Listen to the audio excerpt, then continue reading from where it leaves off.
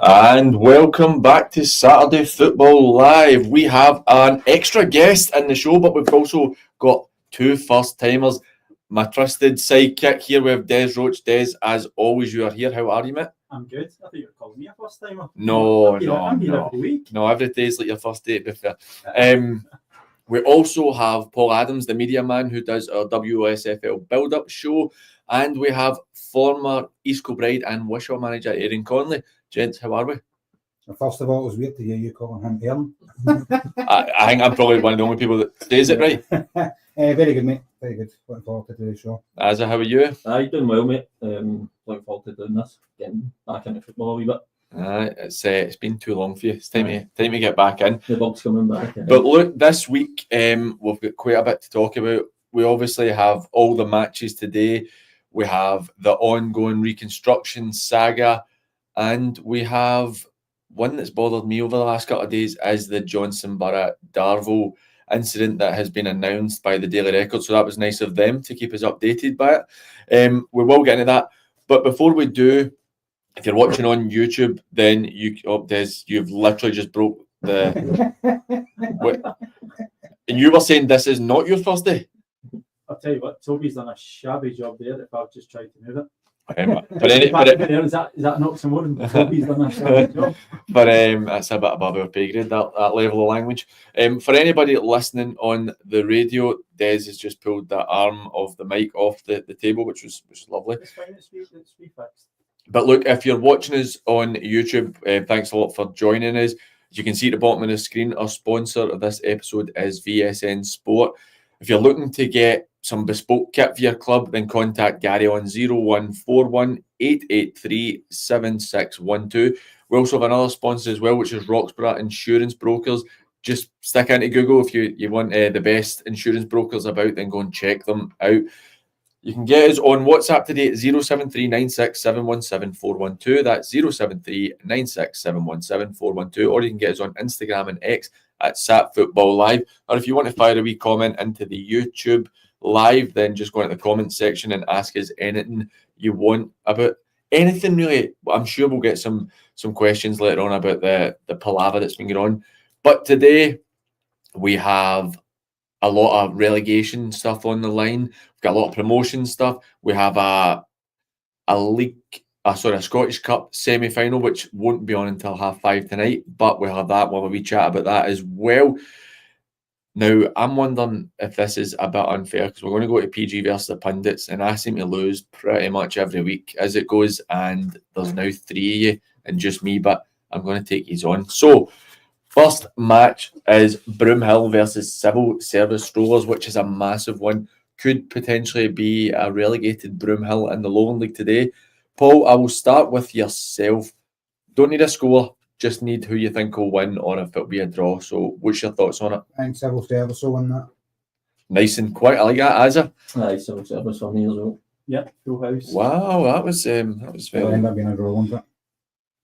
Right, I'm going to echo that as well. So Listen. No. I'm just about to say it. Something different this week. I will go first next, right? Okay. Because last week I just copied all their scores, so I didn't lose for another week. Next game is Shotts and Troon. Can you go first actually on this? Shotts and Troon. I think this will be quite a difficult one. Because Troon don't have anything to play for. Shotts are obviously fighting for their lives. But is it Shotts? Do you not going to go for a draw? So, Des, how do you see this one going? I'm just using my lovely VSN pen here.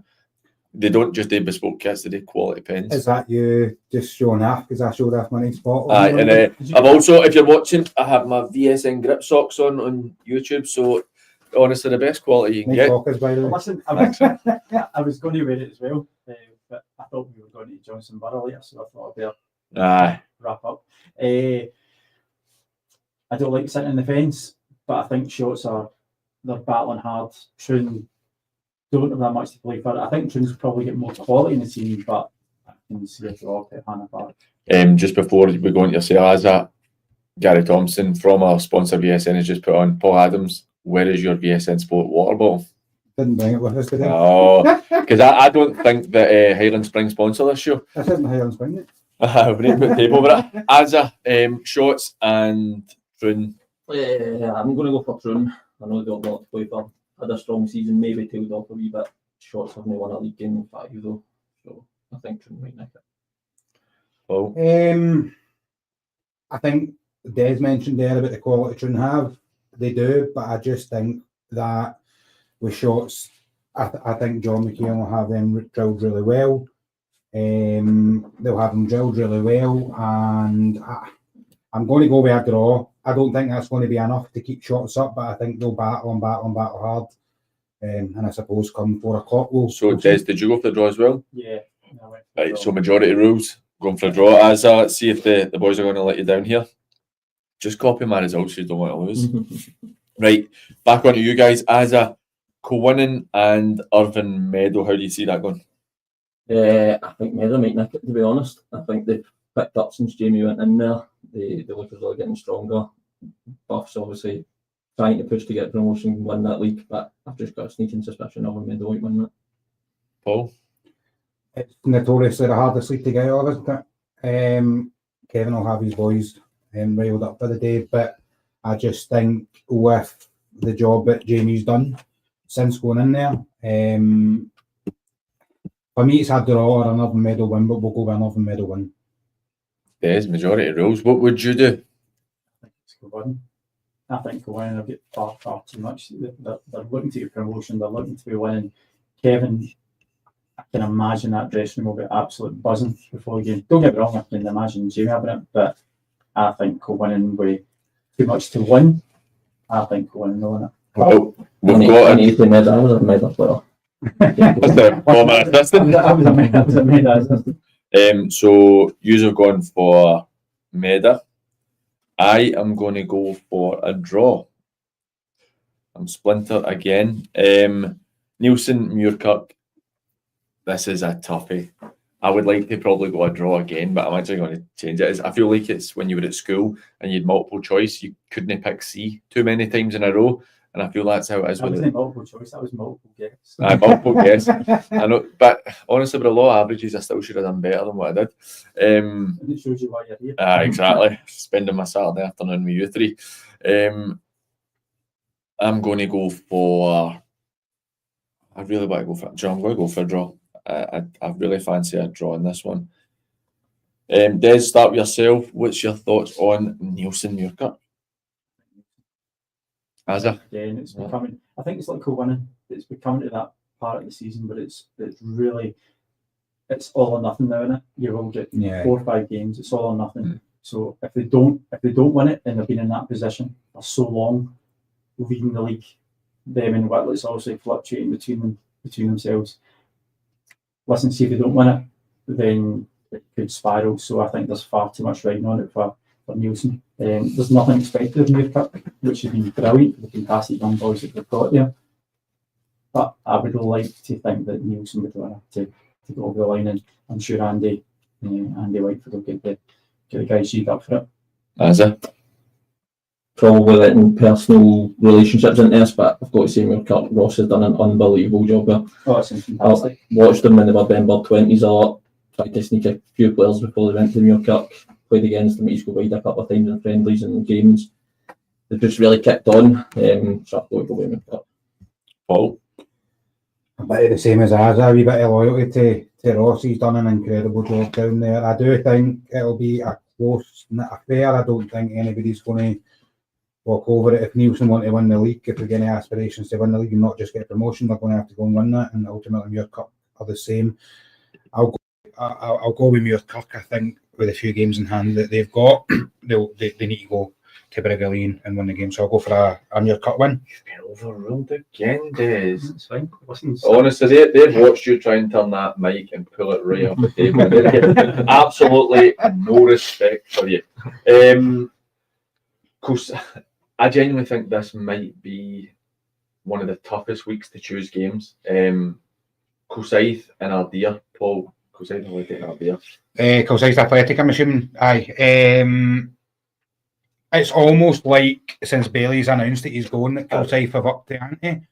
it's actually quite incredible, and that's no disrespect to Bailey, obviously it's chucking it, you know what I mean? But Sean Kenny just announced a new deal, done the most incredible job at Ardea. I think I just have to go with a draw with that one. It might be sneaked either end. I don't think it's going to be clean cut. We'll go with a draw. If there's one thing I could take credit for when I was manager at Wisshot's kickstarting Coolside season, letting them I think 1-5 in the bounce now. They are flying. I can't see past them today again. Yep, no, I'll go with the guys. Oh, I went to draw. you went to draw. Yep. So you're going to go for Coolside? I'll go Coolside. Right. I'm going to go the same. I think that the result against the Thorn last week was unbelievably impressive.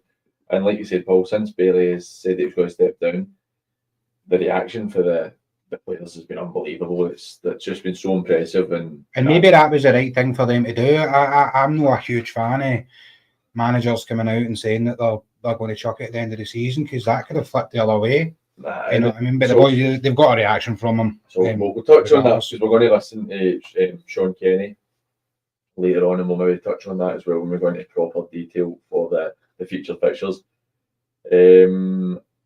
Back to me this time. Easterhouse and Ross Vale. Now this one's going to break my heart to do this. I'm going to go for Easterhouse today. I think that Josh has done a very good job. I think they've won 5 at the last 6 or something like that. They've really picked up. And I think Easterhouse have started to fall away. But I just think Easterhouse will nick it today. I don't know why. I just think they will. And I'm sorry, Josh, for when you listen back to this. I hope I'm going to be wrong, but I'm going to go for Easterhouse. Des? I'm going to go the opposite. I think Ross Vale. I think the way Josh's teams play, the format, as you said, Easterhouse have been losing a lot of games.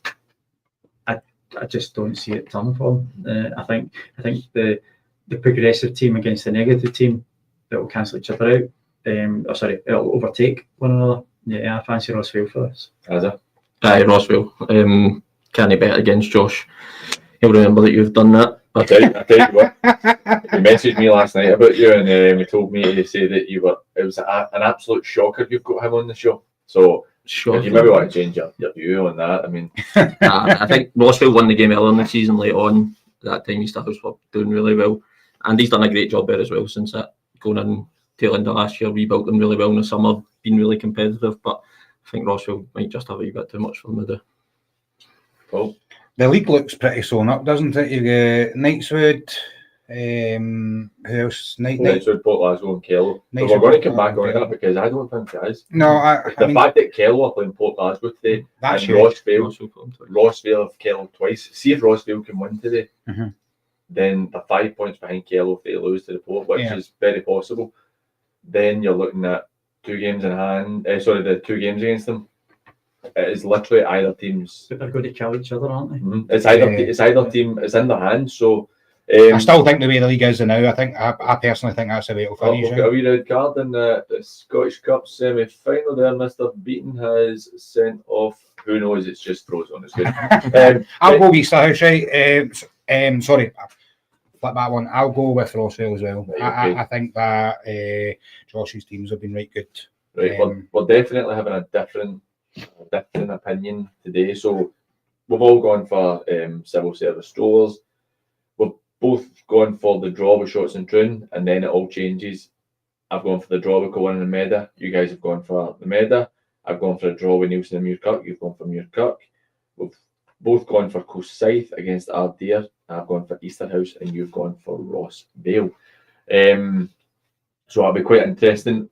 We'll hear from Shots manager John McEwen in a minute, but we're going to go to the Lowland League to start. We touched quite heavily on last week being so important, Des, with Gala playing Broomhill and Gala being a goal down and then nicking it and winning 2-1. That was a massive result, and they are now sitting both on 28 points. Both won 7, lost 7. Drawn 7, lost 19. But Gala have a better goal difference, -26, and Broomhill's -33. Gala have Gretna today, who are 14th, and obviously Broomhill have Civil Service, who are 8th. I'm struggling to see Broomhill being able to better Gala's result, because I think the Gala could potentially get something today as well, and it's with that lift for last week. I think last week was probably Gala's biggest game. If they win that, they've got the momentum going forward. If they win that, they're up the bottom of the league. There's only one team guaranteed to go down, and they didn't want to be that one team. So going forward, going into today, Broomhill have got it all to play for. Yeah, I think unfortunately Broomhill's going to be the team that drops out of it. But again, as we've said numerous times and we've discussed it, it'll be really interesting to see how Broomhill hold himself in our league, so to call it. But I think Gala's cup final was last weekend. Aye, and that was such a huge result. I don't know, how is your knowledge of the Lowland League? It's something that we've touched on recently, is that we're now developing a better understanding of it, and we've been ignorant through the fact that we've mainly focused on the West of Scotland. But how is your knowledge of the Lowland League? Yeah, no, I've obviously not seen much of it over the last few years. I played in it in the early days, but looking at the table, it's been a difficult season for Broomhill. Difficult of everything that happened, a couple of years ago, trying to rebuild for that. I think, as Des says, that result last week is massive for Gala. That's a real psychological boost for them. Unfortunately, I'm totally agreeing with Des. I can only see Gala being the ones that maybe get themselves out of trouble. I'd be shocked if Broomhill do at this point. Well, the fact that Broomhill have the better Gala's result, it puts them under quite a bit of pressure. I mean, it's hard to see Broomhill getting anything today, unless Civil Service they're finished 8th in the league. They're not too fussed. There's not much left to play. You know what I mean? How can you see any other way? Can I just say, I think that's the first time in history I've ever two players agree with a referee. Oh, well, there you go then. Who's the players? So, but the Lowland League game, like you said, we've been a wee bit ignorant to it over the last wee while, but we cover it on the show now.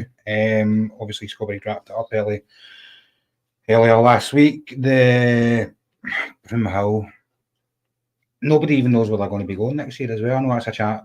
No fan base. Whether there'll be a team. Whether there'll be a team next year. So obviously the rumour is that it might be their last season. Are they going to be a West team, a West Lowland team, an East team? Who actually knows? I think there's a lot of uncertainty, and that's psychological as well. If they're going to be going and playing a game that they know they need to win, they don't actually really know what the outcome, what they're playing for. So I think with the detriment of that, I can only see Broomhill going down, wherever that may be. Got a soft spot for Gala, having spent a large part of my life in the town as well. They're good. They were a bit more of a rugby town at one point, but they love their football as well. My mum's still down there, so I'd like to see Gala stay in the division. Don't want to do the trip next year. That explains a lot about you, that way. Cheers, mate. Thank you. But I don't think there's a great deal to be said on this, because you look at, we're saying this, right? Technically, we're talking about Gala and Broomhill. If they both win today and Cumbernauld Colts lose to Linlithgow, which there's a good chance they could lose to Linlithgow. Yeah. If they both win and Cumbernauld Colts lose, then we'll get John Doyle back in the Premier League potentially. Or if he keeps his job next season, if that happens. Yeah. Which I hope he would, because I think he's actually done a good job since he's been in there. But we're definitely looking at potentially Cumbernauld Colts as well. So it's not a dead rubber for them either. It's quite an important day. I spoke to John at the Port Shots game a couple of weeks ago, and he listed the 3 or 4 fixtures he had, and no disrespect to John and Gomes, they've done a great job in there, but I was actually wondering where they would pull a result from. It appears that they pulled it last week when they went to Bo'ness and won 3-1. Mm-hmm. That's a massive result for them. I think they'll be okay. I think they'll be all right. I think they probably will, because I don't see both Gala and Broomhill winning. Moving on to the West Premier now. So we've touched on Shotts and Troon. You guys, we've all gone for the draw, haven't we? As you were going for Troon. What's the thinking behind Troon? Just looking at Shotts' form, they're struggling to put wins together, and it is really difficult when you're down there and you're battling. John's done a magnificent job up there getting them into the league. If he probably knew it was going to be a tough season, They've stuck at it. They're still in with a shout, but Troon have looked as though they've come off the boil a wee bit, but they again, for the really strong season, probably surprised quite a few people. I just think Troon probably have that bit more quality. So I just think Troon will nick it. I just think Shorts have got too much to lose, and John, I mean, he's brought them up. It was probably unexpected. Bringing them up. It was very unexpected, mate. He's brought them up, and the fact that where they are now, I don't see them giving up their place without a fight. So it's not to say that, as we've mentioned, like a dead rubber, like Troon are going to play for. They're not going to win the league. They've had a fantastic season, really, really good. I just would like to think that Shorts would have too much fire in their belly to let it go without a whimper. And I think that going out onto that park today, knowing that your destiny's in your own hands, so to speak, that's the message I would be putting across my You look at how important that is. So, in my opinion, even though I think they got a really hard game today against Cumnock, who've certainly picked up in the last few weeks, Hurlford are 6 points clear of Benburb, and I appreciate that can swing in a couple of games, right? Particularly with Benburb having the game in hand. If they win today, Hurlford lose, it's only 3 points, then the game in hand could be an important thing. But as it stands right now, you're looking at the bottom four are probably going to be making up the bottom three, like with one of them surviving. Benburb sitting on 19 points, Shorts sitting on 17 points, both with 24 games. Gartcairn on 16 points, having played 26 games, and Darvo on 15 points, having played 24 games. The games I've got today, St Cadoc's are playing, I suppose it's almost like a home game for both sides, Benburb and St Cadoc's. Darvel and Drumchapel, the Drum, their season's done. They're very much similar to Troon, that their season's done. And then Glenafton are playing Gartcairn. How do you see these? That's a big game. I think it's a really big one. Huge game. And how do you see these going? Like, for talk's sake, Gartcairn, they lose to Glenafton. They're done. It is almost done. And it's hard to see where, considering their form, it's hard to see where they're going to be able to pick up maybe 6 to 9 points in the last 3 games. Azza, can you see it happening? I mean, do you believe they've got a squad that's good enough for it to happen? Obviously, new management team in the Gartcairn might give them a bounce. I know they got a result last week, or the other week, sorry. I think they've got enough quality, but it must be so difficult looking at that league table, being a Gartcairn player every week with the points deduction. That must suck the life in the energy out of you as well. In your favour. Aye. So I think they're probably struggling. But again, if they go and win again today and the other teams around them don't win, then they've got a chance. But Gartcairn have points in the table, teams have games in hand.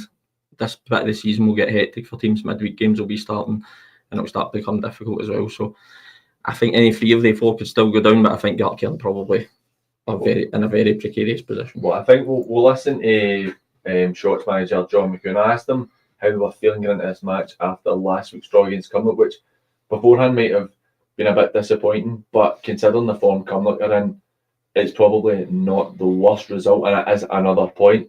So here's what John had to say on that. It's been a tough game. Tomorrow, obviously, last week was a slow one. We had Cumnock scored so late on. Felt a wee bit harsh and by the rest. I'd said it was only a couple of minutes been played and played nearly 5 minutes, but that's that one. We were a wee bit naive, not keeping it in the corner. It was a great finish for the boys' Dykes, but the boys done great again down in Ayrshire and didn't get another result against the top side, the top players. So I need to be confident, just trying to take it on to tomorrow against Troon, who again I think are an excellent side. We've been there doing all the in a midweek game, but I thought they were really dangerous. Our forward players are excellent, so it'll be a tough game for us, but look forward to it. I think that is probably quite a sore one, losing the goal so late. As just before we start talking about it properly, we've had 2 comments in from David HR. So David has said, Azza, got a face for the radio for sure. And then he says, can you ask Azza who his favourite AMI player is? Is it David? It's certainly not David Ross, no. Certainly. By the way, he should send a picture and thinks I've got a face for it. So obviously John's touched on that late goal, and I think that's probably a bit like disappointing. When you've been there as well with playing or as a coach or whatever, where you just need to see a game out and you lose a goal late on. That could come back to haunt them at the end of the season, because if they're able to hold on, they are sitting ahead of Benburn on goal difference right now, and it could be vital. But they go and draw the game, and it kills them. I also asked them, do you have an eye on the remaining fixtures, as they've got 3 of the teams who are about them in the remaining fixtures. So here's what he had to say on that. I get all cliche, we just need to take it a game at a time, but as you said, we do have obviously still got a couple of teams round about us down there that I think you can see it's a kind of 4-way battle into it now, it's formed into, but we've still got Benburn at home and Gartcairn at home, but as it ties touch, and we just need to take it a game at a time, as I said, and the boys have been credit themselves this season. I think everybody had let them off, we didn't expect it. It's competed so well, so they've been great, and it's lovely just to kind of stay up on merit, regardless of what happens with the league reconstruction and stuff like that. But it's been a positive season, and a lot of the boys have gained valuable experience playing the Premier League, so it's been good. Paul, what's the thoughts on those comments? I think they do. They've got teams around about them to play. What for me is really important is 2 of them are at Hannah Park, and it's a notoriously hard place to go and get a result. So they've got that going for them. But ultimately, they're a right good side. 3 out of the 4 have got to go down. I would say, I think Ryan and Darn getting into Gartcairn rejuvenated them a wee bit. The quality that they've got there is, I think most teams would have most of their players. Do you know what I mean? Something's just not clicked this season. Are they mentally weak? As I look at it, I'll put it to you, right? As a player who has played the top end of this level, played Scottish Cup final and stuff like that, is it mentally weak? Because they were fine when there was no pressure in a sense on them before the deduction. As soon as the deductions come in, they deserve to be where they are, because they've been the worst team in the league almost by a distance. Yeah. And is that a mentality thing? It probably is. I think it's probably a bit harsh to say they're mentally weak. I think collectively as a squad, if that happens to you, that's going to be so difficult to try and deal with. It could go one or 2 ways. Obviously, some squads it might have rejuvenated them, a bit like a siege mentality. But as I said earlier on, I'm looking at the table now. If I was looking at the table having won 9 games and had 15 points taken off me, you would really struggle with that. And once 1 or 2 bad results happen, it then becomes hard to reverse that. You get in a habit of losing. Yeah. I think going with Paul, the big advantage is that they've also got the majority of the games at home to the 4. But I think the biggest factor for them is they're playing teams that are around them. They're not playing Clydebank. They're not playing the top level teams at this moment in time, the top place in the league. They're playing guys that are around them. So these are 4 cup finals they've got to play. And if we know John will make players motivated. You get 4 cup finals to keep yourself in this league. You're at home. Go and do the job. See if they were playing Beath or Pollock or whatever, who are mid-table, that's nothing really there to play for it, then that might be an occasion to take your foot off the gas. But they're playing teams that are around them, playing teams that are fighting for the same position. So it is cup finals. I wonder if they would rather have Beath and Pollock and Glenafton than if I was a manager, I wouldn't. It's getting wins, but because when you look at the bottom 3 or 4 teams, they've only won 3 or 4 games all season. Yeah, and you know you can beat them. Yeah, so it's actually getting. They've got to go and get wins. Shots have won 3 games in 24, and it's. And tell you what, see if they win the next 3 games, it'll be the biggest 3 games they've ever won. Yeah, I know, and that's what I mean. You're saying they've won 3 games in 24. You're now going and asking them to win 3 games out of 5. You're spot on, Paul. Having been there this season, you think just 1 win will change it, but see trying to get that 1 win, and it's just going against you. If you get that 1 win, it becomes a domino effect. But it's trying to get that first one. Of course. When your confidence is where it is, it's so difficult. Yeah. No, but look, we're going to take a quick break. So make sure you stay with us if you want to get in touch with us. It'll be 07396 717 412. That's 07396 717 412. Or you can get us on X and Instagram at SatFootballLive. Or you can fire a comment in on the YouTube Live. But we'll be right back after the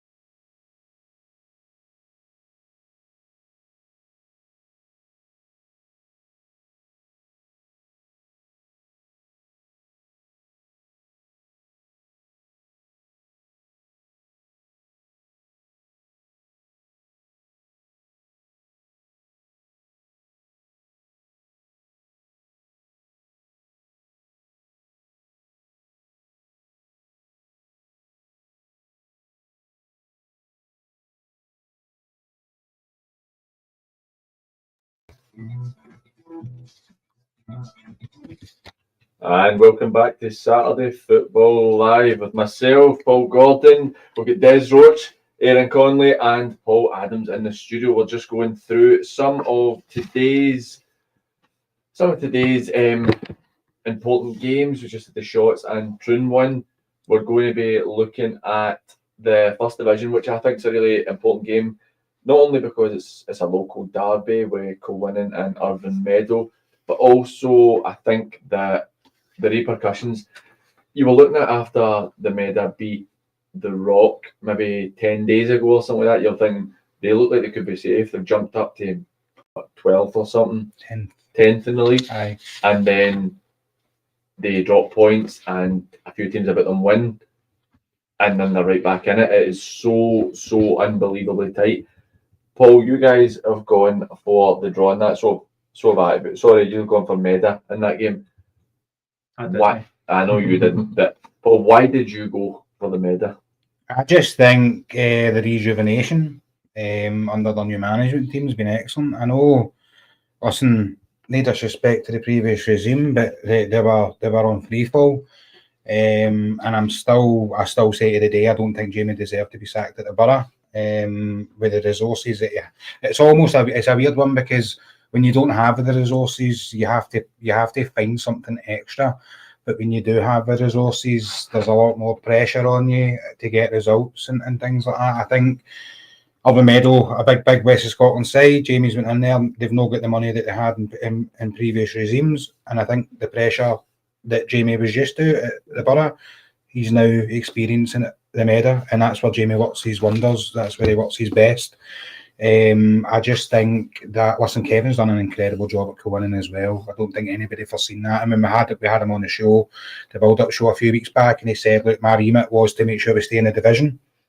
He's looking like he might just get them out of it, but they've got to go potentially win it, but they've got to go and do what they need to do today. I went with Irvine Meadow purely because I think that they're in a right good place at the moment. The pressure isn't off them yet, and I think that's what will ultimately drive them to get the result today. The one thing I will say, you were going on about the places, Kilburn Lakeside have found themselves in a really peculiar place now. Like from nothing, I think they were sitting 10th maybe 3 or 4 weeks ago. I did say about 6 weeks, maybe 5 weeks ago, Des, on the show we were talking about if they could win 3 or 4, then promotion was still a possibility. They lost those 3 or 4, and like you're saying, we're sitting here talking about potentially. It's a real possibility, by the way. And it's not unless like you start picking up results. It's not like they're only 1 point ahead of Maybole. Okay, I know the games in hand, but how often do we say games in hand don't mean points? You've got to go and win them. They've won less games than Maybole. Mm-hmm. You know what I mean? So that, and Maybole look on the back here the last couple of games like they're starting to pick up a wee touch. I mean, that one against Arthley and stuff, it could be that one we're talking about, as that could just propel you and start picking up points. But I'm looking at Kilwinning just now. We're talking about a wee dip for them in a sense, losing to Maybole and Renfrew back to back. But before that, they had won 1, 2, 3, 4, 5 in the bounce. So they've won 6 at the last 8, which to me is form that can get you promoted definitely. So have we been a bit harsh on them, as saying that the Meda can win this game? Can I just applaud your maths? First of all, that was really quite good. Maybe we are. Des, what do you think? What about your math? I echo what Paul says. Kev's done an unbelievable job there. I spoke to him in the summer when he took it, and it was basically a full rebuild. And he told me at the time, just stay in this league, and it looks like he might get them out of it going up the way. I think it's testament to the quality at this level in the West that these two big clubs are in the First Division first and foremost. But I think Meda will beat them today. I think Jamie's went in there, really steadied the ship. He's maybe even went beyond steadying the ship, started to really pick up results, got a bit of momentum, unbeaten in 5 in the league. I've got a soft spot for Meda. I've spent a couple of years down there, so that's maybe played a part. But I think with winning and losing a couple, I think Meda will go over the line. Des, I know you're obviously of a different opinion. Listen, I think Meadows a brilliant club, fantastic club. I spent a lot of my younger years watching there, obviously because of family playing for them. and also spent time there coaching brilliant people behind the scenes. Laura Gibson, David Gibson, these guys that got hours and hours of their life. I just think that if Kilwinning have got serious ambitions, which I know they do, and as I said, like Kev's come in and his ambition was to stay in the league. Listen, he's going to get them out of the league at the top end. And I'm got a Renfrew hat on this as well. I hope we get promoted. But You hope Renfrew get promoted or Kilwinning? I hope Kilwinning get promoted, Right. but as thumbs up to us winning the league. Well, we can touch on that. But I think Talking about incredible jobs, Jimmy's done an sensational. unbelievable job up there. listen, I've known Jimmy since I was about 6 years old, so I've known Jimmy for like 44 years of my life, and he's never changed. I know his dad, an old Jimmy. I grew up down Western Park. I've been involved in Renfrew. That's my team, and I've never hidden that. But get back to the Kilwinning Urban Meadow game. I just think this is a game that Kilwinning, and it's a local derby because they're like 3 mile apart. Eglinton split them.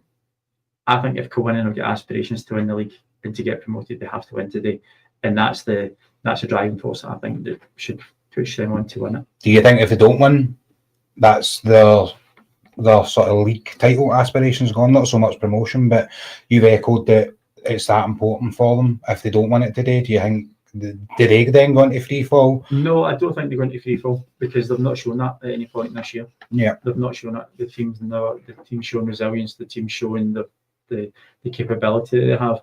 I think if they don't win it today, it puts a dent in their aspirations to win the championship.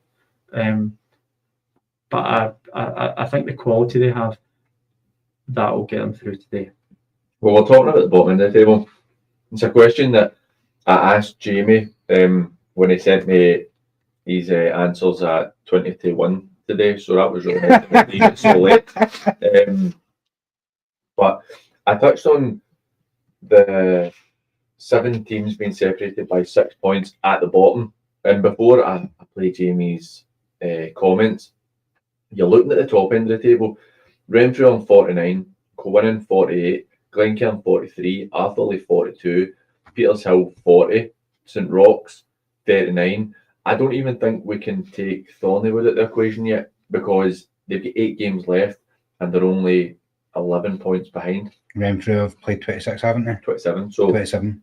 They've got 5 games in hand on Renfrew and they're 11 points behind. I'm not How many saying games are they going to have to play? I'm not saying that Thornleywood will catch Renfrew with that amount of games, but at the same time they can afford to drop points and still get really close to them. So it's, I think if I don't think Petershill will do it, right? But if Petershill lose to Atherley today, all hopes everything are going for me. Yeah.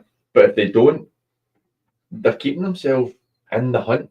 They're making it interesting for the last 3 games that they'll have after today, and I think it is really it's so interesting. But I'm actually going to play what Jamie had to say on the 7 teams being separated by 6 points. Every single game and every single point is really important. I think, especially when you're in the position that we're in, it becomes every single week you're looking at other results. If you don't do well after your game, you're looking at other results to try and do you a favour. Where if we look after ourselves, we'll be fine. It's the most important thing is we keep picking points up every single week, even if we're not our best. Make sure we don't get beat and make sure we pick up a point. But ultimately, we need to try and pick up 3 points more often than not. And as I said to you in the last message, we've got a lot of tough opponents coming up. But we're in good form. Looking forward to Saturday. And hopefully we can go and get a win at the bus. Well, this Saturday when I said it 20 minutes before he was meeting. But it's Des, you've actually thrown me there because you're obviously eating, and as you pulled them out of the bag, the round trees pick mix are lovely. Yeah, about them. I'm really pleased with them. They're not quite Jaffa Cake cola bottles. I'm not happy with cola bottles. Jaffa Cake. I'm happy with the classics. I think they're brilliant, but Jaffa Cake cola bottles, what's they must have been on a special because they couldn't sell them. They were on a special. I'm just going to show. Buy 1 get 12 free. I'm going to show people. There's on not even 10 in YouTube. it, but Jaffa Cakes cola bottles at £1.25. I did not. Listen, they're price marked quite clearly. It wasn't like they were reduced or anything like that. You know what I mean? It's a Santa special, isn't it? It's interesting, and it's completely made me lose my track of thought. By the way, don't knock them until you try them because But they're you know actually really nice. I will try them. I've been. Oh, there's Toby straight in. They are awesome. Well, Toby, I'll need to have one in. Thanks very much, Toby. Cheers, my man. But for me, I've kind of, like I said, I've lost my train of thought. I've been trying to eat a bit better, and the selection of biscuits here is pretty good today. You can't really track them. Can we talk about Paul buying free Kit Kats when there's 4 people here? Oh, No. They're 3 bars. Oh, my bad. Unbelievable. Those ones I've written the other week there, and we just absolutely whooped the was that the signatures? signatures. Oh, I'm not having any, so you guys can Killed hit yourself. I killed the personal trainer with 2 packets of biscuits. honestly, see how many miles extra I had to run the week after to try and burn that up. But back to football, behave yourselves. You look at the running for the Meda, because we're talking how tight it is in terms of games. So winning today, Arthurley next week, then Cumbernauld, which I still think's a tough game.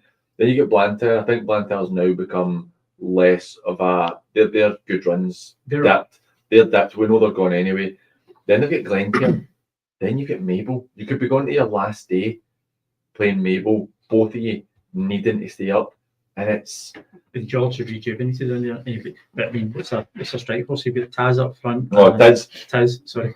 Was it Tiz and David Gillies, who are 89 together, I think. something like that? I think something like that, aye.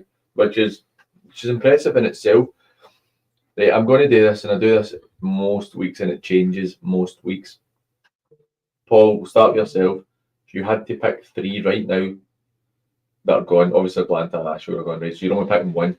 You pick 1 out of this list of teams who Bailey played 33 points, played 26. The Meda 32 played 24. Rob Roy 31 played 25. Kilbirnie 30 played 23. Mabel 29 played 25. If you had to pick one of those teams to go down, who would it be? I think that's a response in itself. I think Mabel. I don't think they'll have enough in the tank. They obviously rejuvenated themselves a wee bit after losing. It was quite a while ago they lost their management team to Witless now, isn't it? It's quite a wee while back.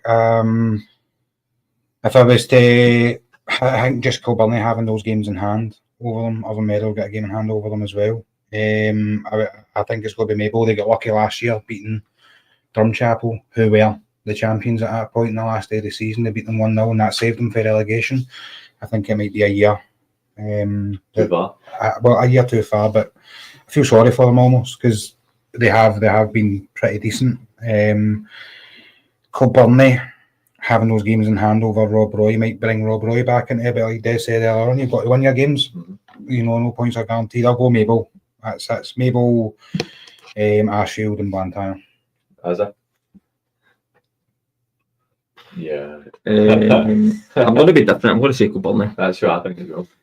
I think knowing Big George Wallace for years, I think he'll get a tune out of them, even in the short term. His teams always work really hard for him. They're always hard to play against. And I think Kilbirnie have had a really disappointing season, in all honesty, when you look at them now. So I'm going to say Kilbirnie. Taylor Cross, my Kilbirnie man. That's my other team. You've got about 4 teams. I've got two. Renfrew and Kilbirnie. That's my 2 teams. And the only reason we Kilbirnie because the guys that are involved in the club are just. It's nice to see somebody else in the slag for having loads of teams. No, I've got 2. I've always said that. Renfrew's my team, born and bred. Grew up watching Meda. Aye, because of my family. Kilbirnie are my team. You're right, but they're not my team.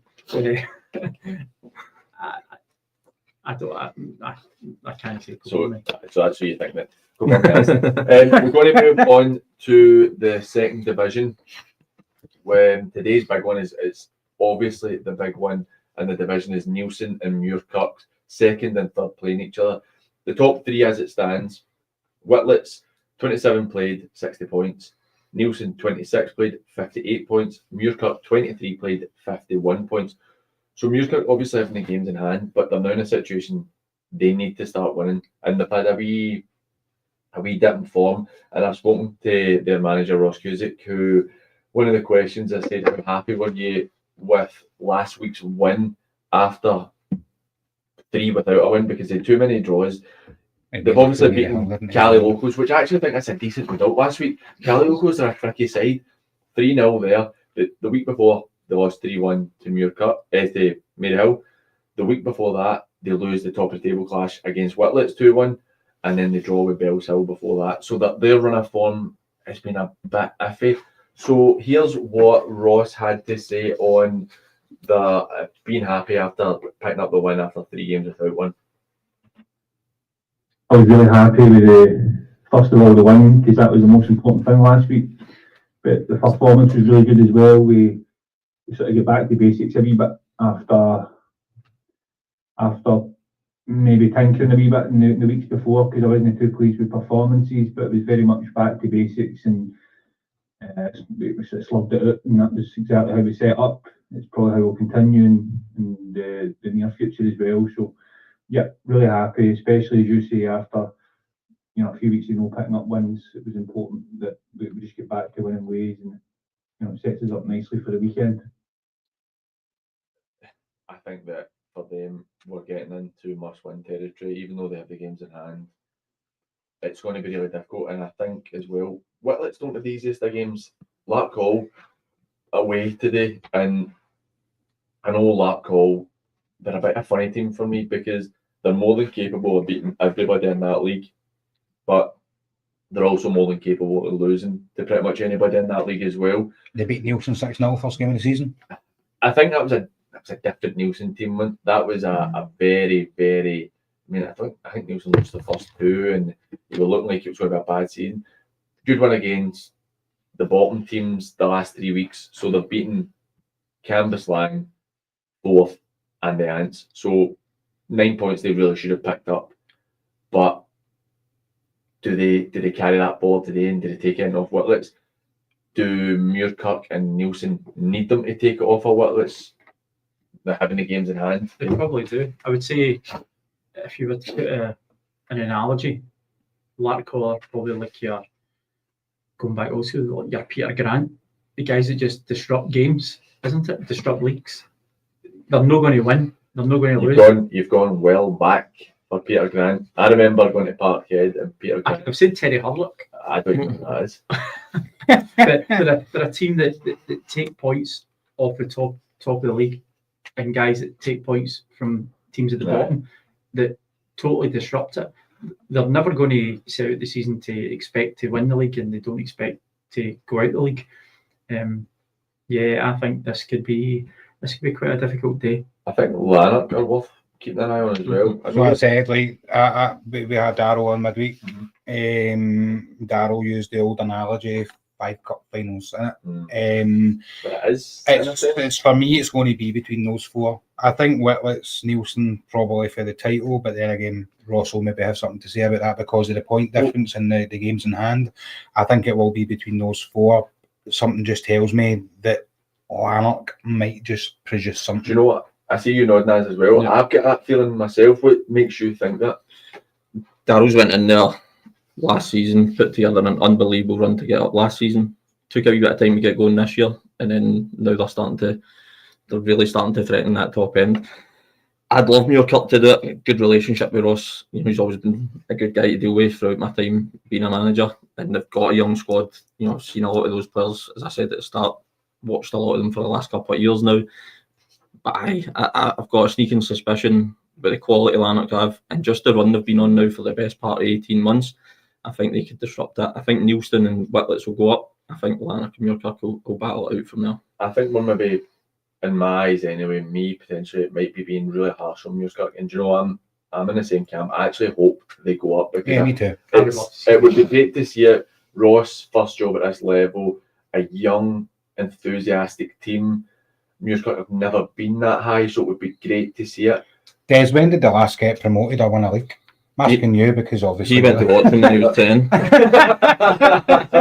Well, they've never. I was too busy running. They've never been having this. I think Isabel from Newkirk, who is a usual contributor at the show, I'm sure Isabel said last week, or maybe a week or two ago, that they won the Old Ayrshire second division however many years ago, Yeah. and that was the last time that they were kind of at that level. So when I did a bit of digging, I couldn't find an actual proper West of Scotland or Old Juniors promotion. It was all back to like when they were regionalised days and things. I'm actually going to see. I think we've all been waiting for Newkirk to fall away for the full season. And they haven't. And they haven't. They've just not done it. Yeah, and that's the bit that I'm really, really happy for because, as we said, these young guys have got, they maybe got a wee bit of naivety among it.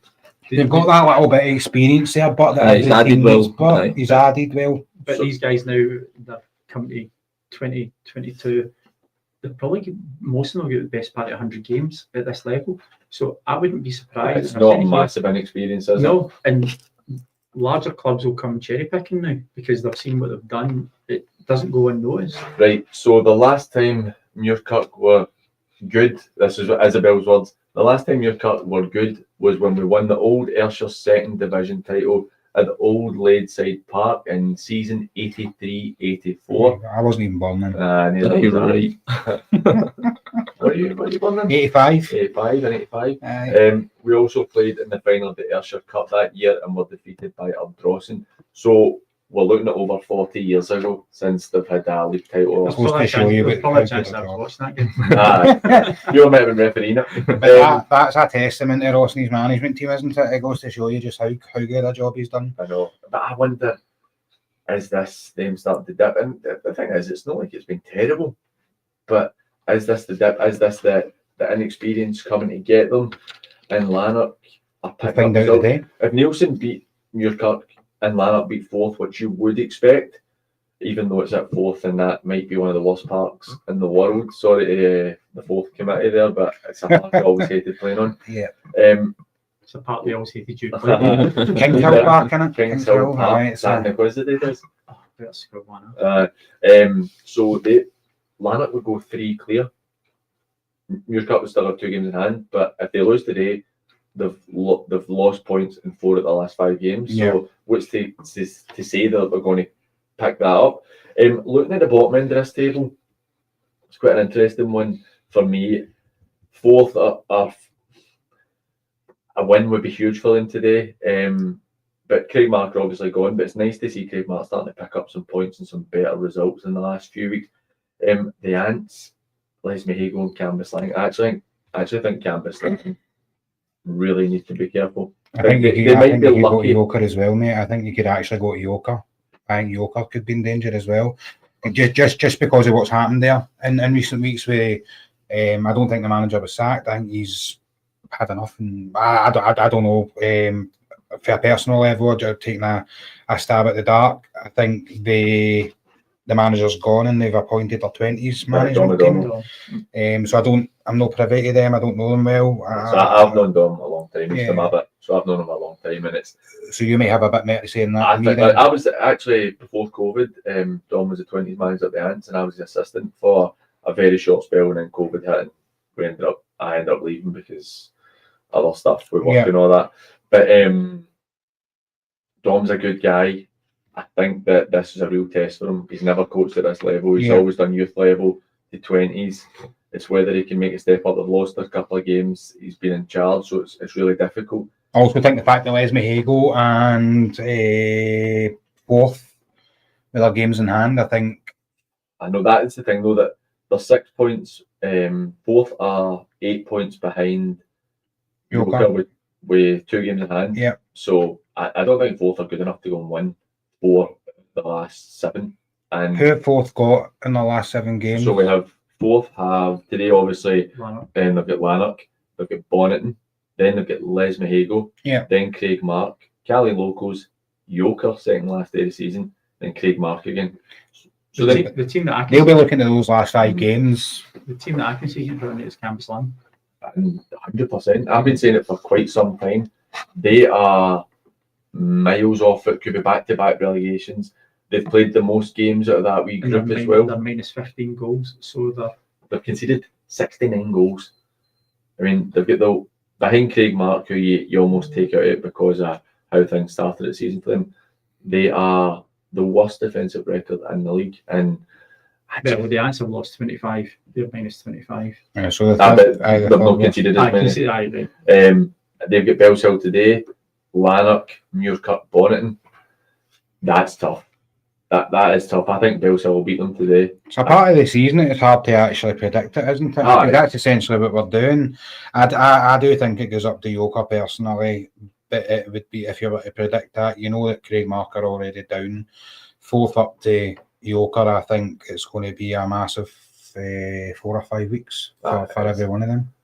It's definitely really a tough one for them, and they're a team. I mean, obviously we'll talk about back-to-back relegations potentially, but they were a team a few years ago in the Premier League, a decent side in the Premier League, and then it's just plummeted. I know that they've had some financial issues in a sense, but they still have a better budget than a lot of teams in that league as well. So it's quite concerning for them.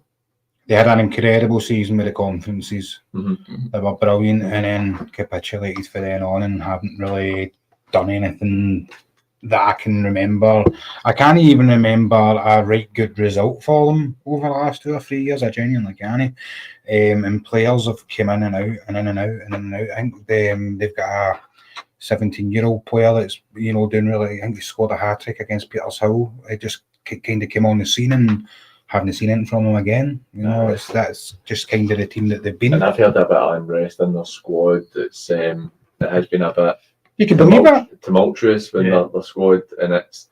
You see the fact that you're hearing that.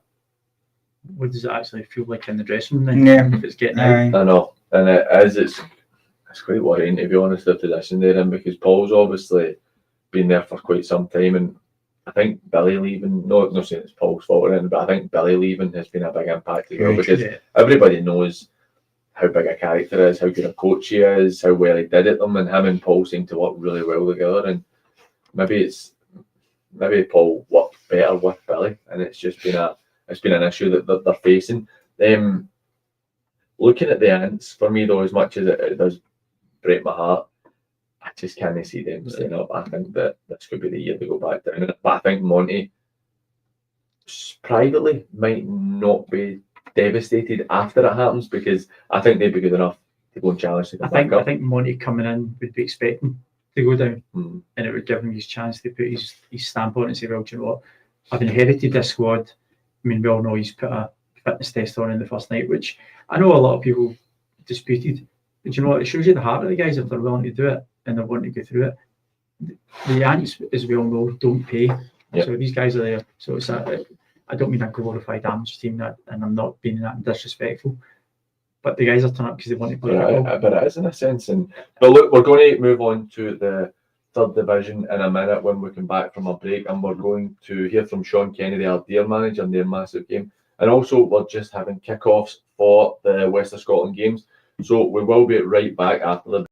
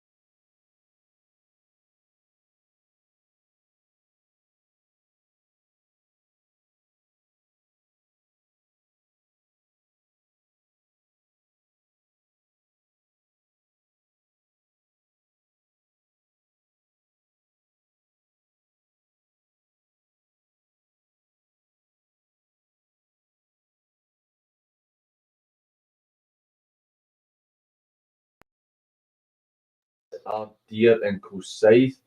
Sean Kennedy, Ardere manager, has given us a wee interview for that. But remember, if you want to get us on WhatsApp, it's 07396 717 412. That's 07396 717 412. Or you can get us on X and Instagram at SAT Football Live. Or you can go into the comment section on YouTube Live. It's been a quick hour, gents. How the two of you finding your first day involved? Smashing. Thanks for that. That was really. I mean, it's good. It's good that we've got live football to talk about now. I know. Get the list up and see the kickoffs. Hopefully, a couple of other goals to talk about as well. Well, it's interesting to see how it'll pan out. But as you've done this kind of stuff, not on the radio, but similar stuff with your with a podcast you were involved in before. Yeah. How do you find that? Is that something you might get back into since you're on management, or Is that an invitation or? well, you're always welcome here? You brought good snacks. Nah, I'm not missing football now. I'm not missing the Saturdays. I'm enjoying the Saturdays with kids and stuff, but I'm missing them at the week. So I'll be somewhere next season. I'm sure I'll pop up. It's funny. Told me last week he was leaving, but it broke my heart. See, it's funny for me. I don't miss the midweeks. It was the Saturdays I miss. I'm the opposite. No, I love the Saturdays. I like being involved in the games and all the stuff that went with it, but I couldn't be bothered training most of the time. Oh, we've got an interesting one here.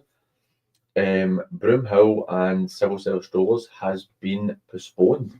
For what? Just marked postponed, it says. So Was it at Dumbarton? Mhm. There you go.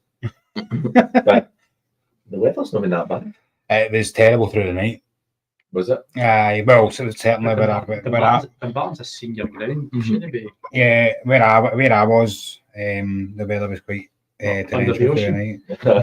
Well, I live in we'll call it Thornleybank, right? I live in Thornleybank, and the weather was dreadful. It's right across. It's literally like It's right across the it's about 4 miles as the crow flies for me, and it's send a crow. it was I said I close here. Have they been able to field a squad?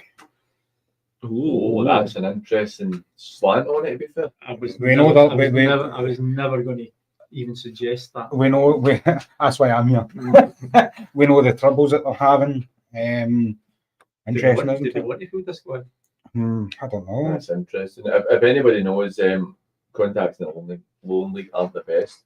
But we've got a couple of goals in already. And St Roch and Cumbernauld game. Cumbernauld have taken the lead early. We're talking about Yoker with Dom O'Donnell being in there.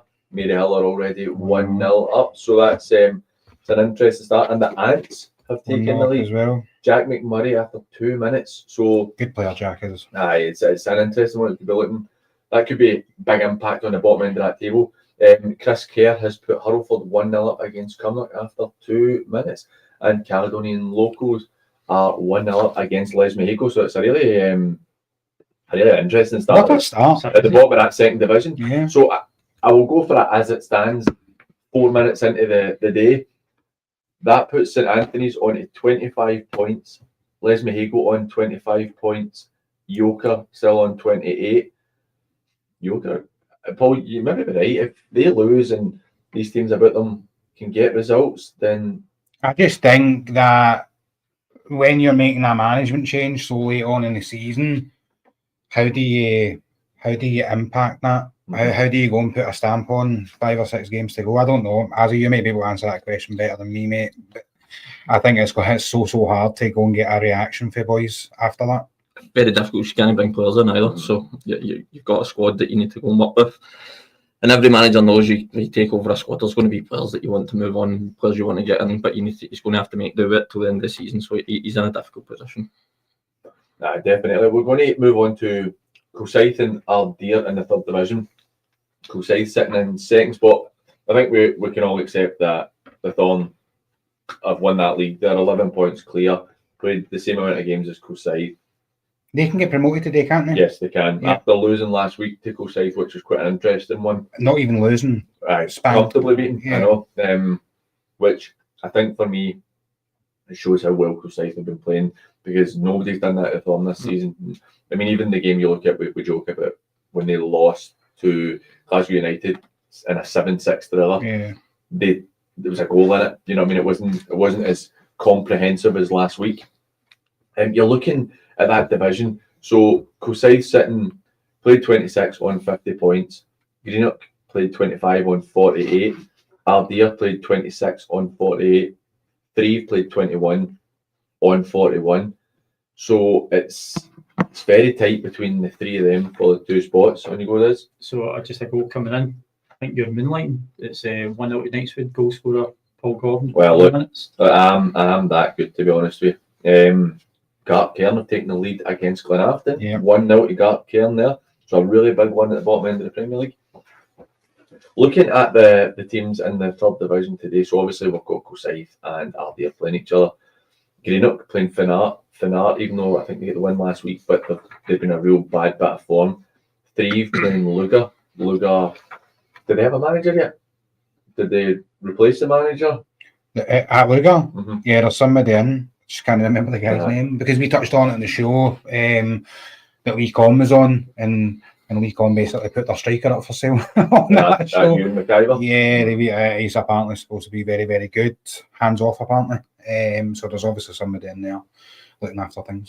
It's quite an interesting one as well. So from what I'm hearing, the committee at Luga weren't happy with the manager, who was very free-flowing. So as something we spoke about before, very free-flowing. So there was lots of goals. I think they had something like 20 odd goals in 2 games, for and against, and they lost. I need to look at. They lost a few weeks ago, just before he was let go, and I think they were 3-1 up and lost late on against Urban Bix, lost 4-3. But the week before they beat Wishaw 9-4. So I think that the committee was basically unhappy with the fact that it was very open football and kind of gung ho in a sense. I think it's pretty unfair to let them go though. I think they weren't doing that bad, really. I think they did a pretty decent job. I think. See, at that level, what you want your team to be defensive. Surely you want your team to be expansive and be creative. If you're putting controls around it, then you can't be creative. What's their aspirations? Listen, I've been on the other end of that. I've had consistent criticism for the way I tried to do things, but I just believe at this level, they provide entertainment. Like, these clubs ultimately are community clubs, so people should want to go and watch them. And I would rather go and watch a team that are scoring 4 or 5, maybe conceding 3 or 4, than go and watch a 0-0 snooze fest. So I'm fully behind people who want to go and play football that way. I understand there's a commitment for clubs to try and be successful, but I think success is regrouping communities, particularly in places like Logan and that, where they don't have much else to go. I think if they've got what feels like a home for them to go and watch a good game of football for 5, 6, 7 quid, I think that's the role of coaches at this level, and to develop better young players. It's not always about, for me, and this is why I'm probably not a manager anymore, it's not always about results. It's got to be about more than that. It's got to mean more than that, and I take my hat off to people who do that. I listen, I'm wholeheartedly agree with you. Renfrew is probably the epitome of a community club, and as I say, that's my team. That's one I was going. See, if you look at Luga, you've got Cumnock at one side, you've got Auchinleck at the other side. If you're attracting fans to come and watch Luga to pay the 6-7 quid, then you've got to be absolutely delighted for that, because they could be walking 2 miles up one way, 2 miles up. If you can provide entertainment, teams scoring goals, teams giving you actually something to look forward to, it's a game's in the balance. We're winning 4-3, 3-2, etc., rather than coming out and going, you know, I'll just take the 1-0 up the road. I had the East Kilbride the full season I was in charge. I got a lot of criticism for the goals we conceded, but we scored over 100 goals that season, and we finished 6th in the league. And ultimately, we wanted to get promoted, but I felt more proud of the fact that we had an identity and people knew what they were coming when East Kilbride were playing against them. Your park was probably something that hindered the way you played. Massively. The less I say about that, the better. But it's just my belief. Like, these smaller clubs, like as you say, Lucan, stuck in the middle of Auchinleck and Cumnock, Clanafton are 6 miles down the road. They're never really probably going to go and compete with the teams. So I think they need to look at doing things maybe a wee bit differently. It's interesting as well that you say that, Isaac, because I think like the way you play football, you're very attacking. I obviously know that because you play with us at the amateur team. It's always kind of forward thinking. I love that. At parts, obviously, the defensive element comes into it, but the way that you play is obviously put onto the fact that you've done the exact same as a manager. You're like sort of free-flowing attacking football, if you want to call it. I've said it before, and it's why I'll not be a manager again. I would rather lose a game of football playing the way I want to play than win in another way. And that's naive of me, and I accept that. I accept my own feelings. But see, if I've got 40 fans getting out of the house to come down and watch, and they're only paying £6, you want to entertain them because you don't know what else is going on in all their lives. And I think football, particularly at this level, it needs to be about enjoyment and entertainment. You're definitely enjoying that 13 goals. You scored 9 and conceded 4. In the third division, few goals coming in back to back. 3 are 1-0 up against Lugar. They're going to have to go and score goals. Irvine Victor 1-0 up against Fairleaving, which I think's a really, really big one in terms of the fight for survival at the bottom end. That takes Irvine Vic's goal difference is significantly worse than Fairleaving, but that would put them both on 24 points. Finar, after me saying they've had a bad run of form, they're 1-0 up against Greenock. I'm wondering if Greenock have the bottle to hold on after the tremendous start to the season. Glasgow Perthshire are 1-0 up against Glasgow United in that league as well. So Glasgow United, granted, have a lot of games, but they are now sitting, as it stands, second bottom of the league. I think they're in trouble.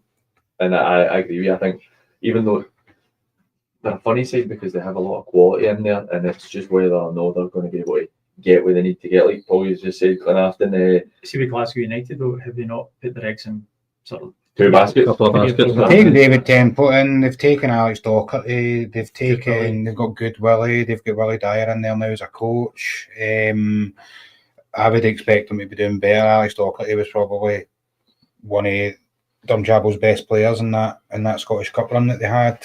We all know Tempsey's quality. I know he's a bit older now, and good he's been doing.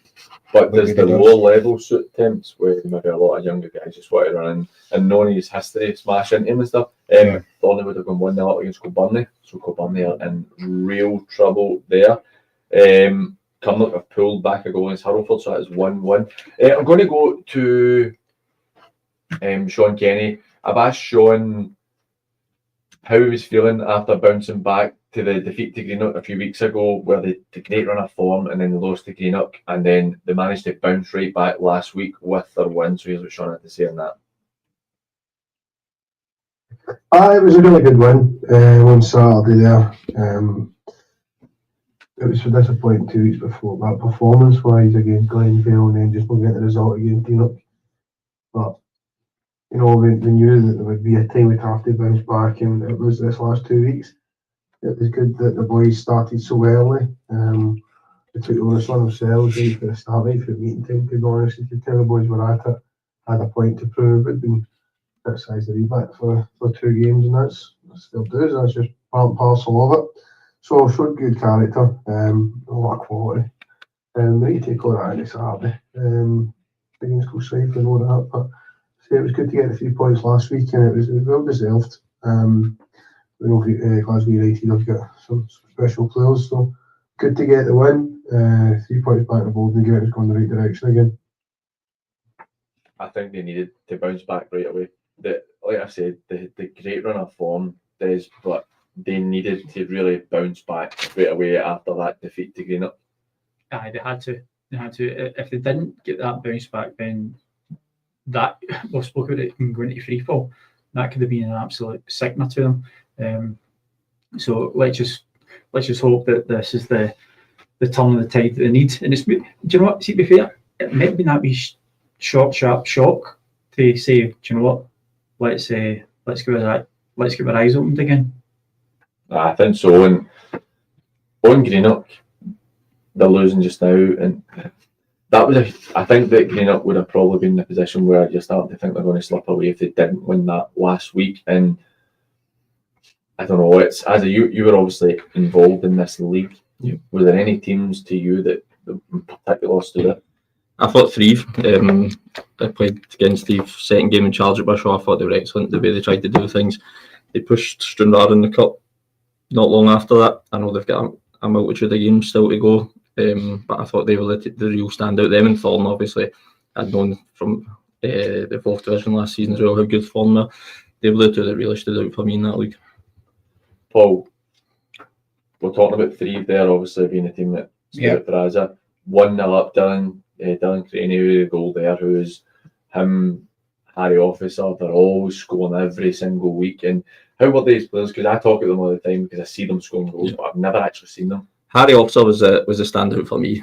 Sort of played off the striker, just great movement, great late runs into the box.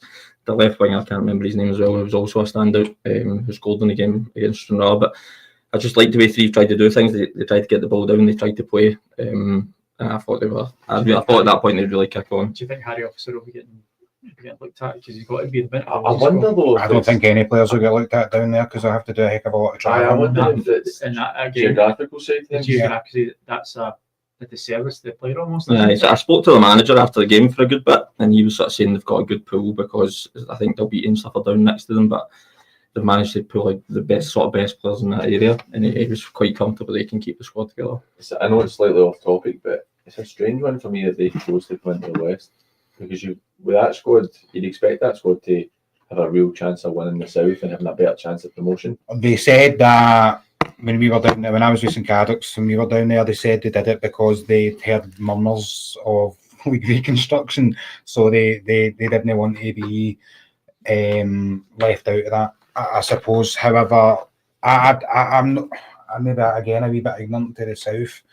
That's tier 6 at the moment, isn't it? It's classed as tier 6. So listen, they could have just put the squad together and went and rocked that, and they disrespected the teams that are then in you're there. only hoping for a couple of good results, and Yeah. they've shown that when they played Stranraers and stuff that they're capable of putting Yeah. big performances in. So they then go into that round robin and take a chance. I think a large part of it was infrastructure as well. They wanted to build something. You've been down there, as it's actually a great wee bit. They've got a full function suite. They've got ways of making money. The park's not the worst. It's a good park. The actual stadium is of decent quality. So I think it was to give them time to build. And similar to Thorn, I'm sure at some point we'll have Mark McGee back on, he'll be able to tell us a bit more, but there's lots of stuff going on there now. The Rails are getting in, they're going to have something very similar to what Kirkcaldy Rob Roy had. A bit great for them. Maryhill have doubled the lead. Ross Daly with the goal there against Yoker. Perthshire have doubled the lead against Glasgow United, and Kilbirnie have got a goal back. Sam McCloy makes it 1-1 against Thorneywood, and just as I say that, 2 minutes later, it's 2-1 to Thorneywood. So, Who was the Glasgow Perthshire scorer? I'm curious to see if Linos is smashed. Jay Kirkwood or no Linos. Kilwinning have taken the lead against the Meda. Des, featured game and are all you going to that. be vindicated? I'm just saying, I should have put a coupon on. It's only one game and it's early doors. Anything can happen. Finnart double the lead against Greenock, so that is 2-0 to Finnart against Greenock. That's a bitterly disappointing. We're talking about the third division, aren't we, now? Mm-hmm. Who's your top three in that? I'm just going to put the presenter. Thorn. Well, obviously, yeah. Thorn, Kilsyth, and I think Threave might nick it. That's my I think they might nick it. I think that they're quite inconsistent. I mean, they've lost 6 of 21, which to me, I suppose in this setting, They played 22, Threave. Is that right? 21, 113 drawn, 2 lost 6. So for me, they're in the ascendance in terms of games in hand. Again, games in hands need to be converted to 3 And points. they've scored 66 goals. Yeah. So you look at the today, right? So if they win, Greenock look like they're throwing it away against Finnart. So Threave go 4 points behind Greenock with 4 games in hand. It's hard to see them no catching Greenock. I think they need to be wary of Kilsyth and Aldean. It's maybe in their favour that they're playing each other today, that someday, if not both of them, have to drop points. So you could be looking at a draw with Kilsyth and Aldean and Greenock losing, and it's been a borderline perfect day for Threave, and they're right in the driving seat. Yeah. Can you imagine Threave in the league up? There's not going to be many teams looking forward to getting down there. No, definitely no, and that'll be 2 promotions in 4 years for Threave. I mean, then you're looking at potentially, say if Threave, Thorn and Kilsyth, who are picked as if they go up, the 3 of them have come from the 4th division. I know Threave are a bit different, but the 3 of them have come from the 4th division in the last couple of years. Yeah. And they're showing that the better teams in the 4th division, and as you know, that's better than we will, to be fair, that the better teams in the 4th division are more than capable of working their way through the leagues. the big thing with all three of them's continuity of squad, continuity of management. I know Thorn have changed, but you know, David's taken over. There was a plan in place. He was also involved with the club as well. Yeah. I think that's the big thing. That's what I'm talking about when I'm saying about the genuine community clubs, and that they've got a level of continuity, but a squad that stays roughly the same. I think there's more than enough for them to then go and kick on. And I said at the start of the season about Thorn, I thought Thorn were going to stick on to go and win promotion this league. It's not surprised me at all that they're almost running away with it. I think Three, if they'd had more consistent games, would probably be up there closer to Thorn than they are at the minute.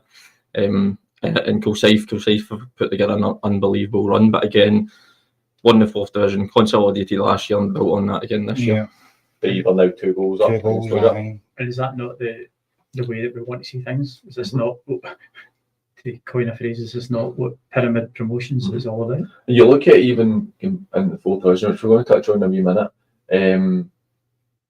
Look at Port Glasgow. Now, that's my team. I genuinely believe that last year wasn't good enough for them, but I'm really glad. And the committee Port are good for giving managers time. I'm really glad Tam got the time, and you can see the results they've had this season. And when they're promoted, they're already back in. Still potentially can win the 4th division against a very good Knightswood team. It's not like a so-so Knightswood team. The two of them have been head and shoulders above everybody else this season. Yeah. And I think it just shows that division, barring maybe the bottom 3 or 4 teams, are good enough to go and push on. Because you look at the only team to come back down that's been promoted was West Park, and that was mitigating circumstances. They ended up obviously losing most of their team, their manager. As well, so they had to rebuild and just missed it and staying up.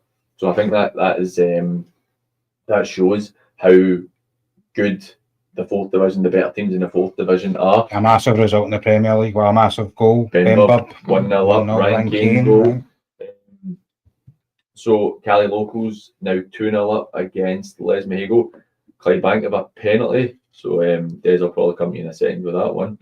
We're going to move on to the 4th division, our big game today. I think there's a couple of big games, but in terms of what it means for promotion, I've gone for obviously Easterhouse and Ross Vale. Ross Vale have had a great run recently, like you touched on. Paul, you have gone for Ross Vale to get the result today. What was the reason for it? I just think, like, Easterhouse, you look at that division, I've got it nailed on to be Knightswood, Port and Kello. I just think Kello's experience when that has it. You know, Easterhouse have pattered away for the last couple of weeks. There's not really been any massive results to shout about, and I think Josh's Rossvale just scored. Have they? 1-0 to Rossvale. Oh, there you go. So that's a big one there. Just before we go back to that, Bailey Clyde have taken the lead against Glencairn. Yeah. So that's a massive one for both ends of the table in the 1st division. Sorry, Paul, but on you go. I just think Josh's teams he sets them up well.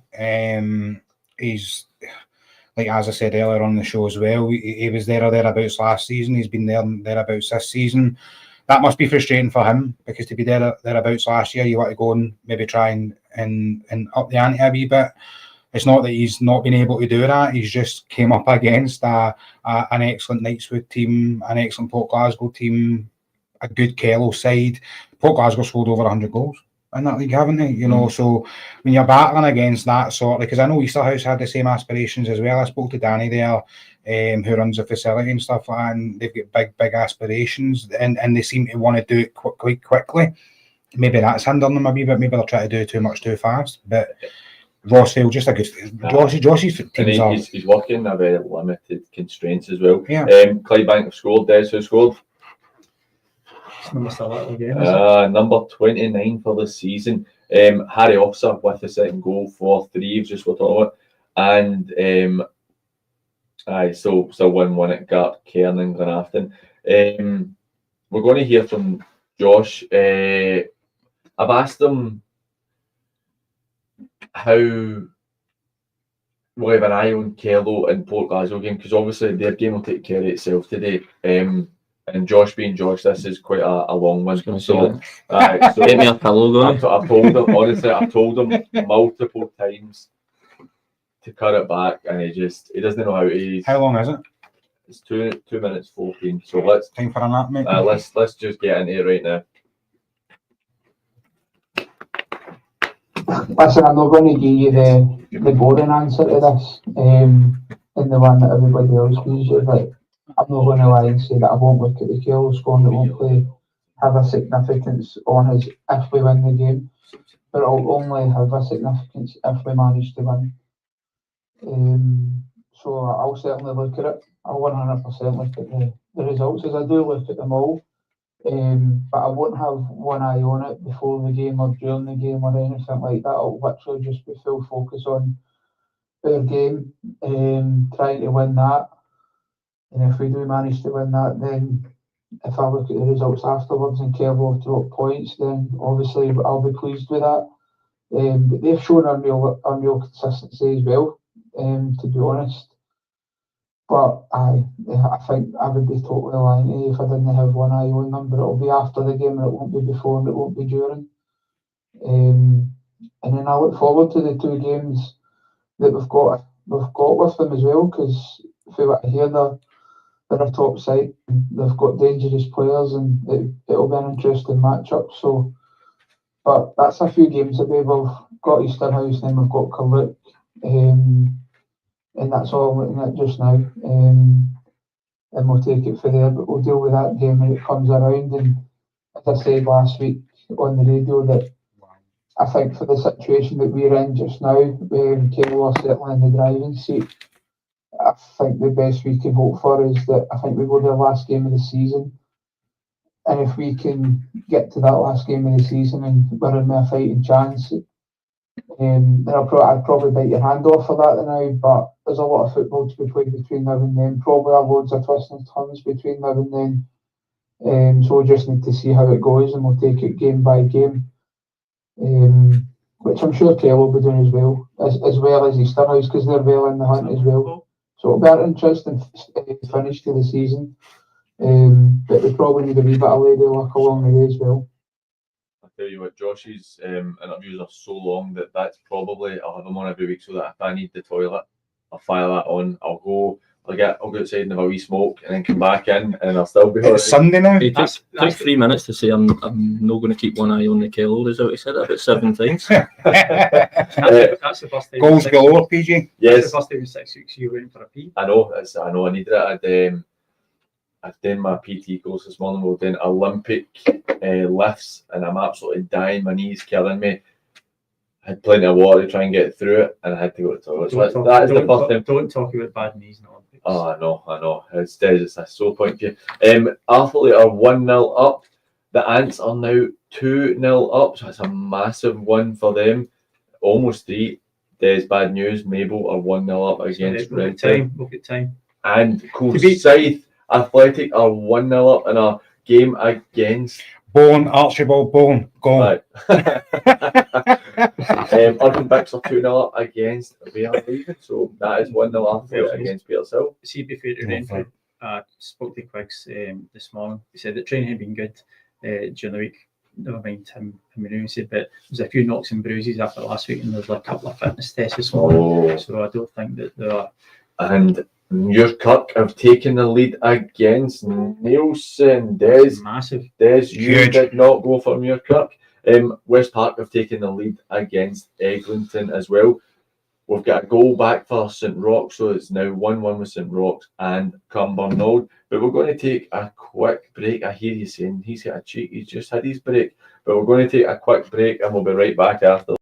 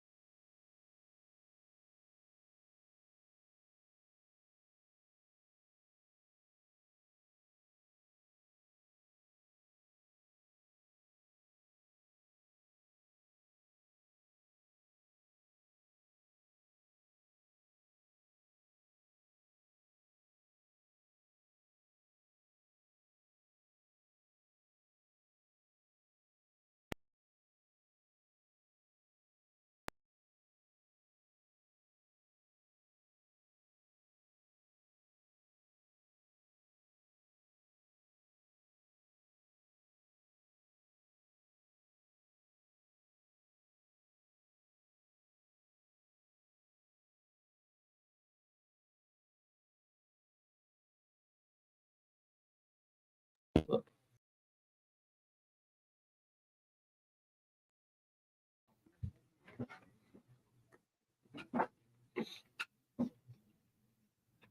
welcome back to Saturday Football Live. Joined in the studio by Des Roach, Aaron Conley, and Paul Adams. If you want to get in touch with us, you can get us on WhatsApp at 07396717412. That's 07396717412.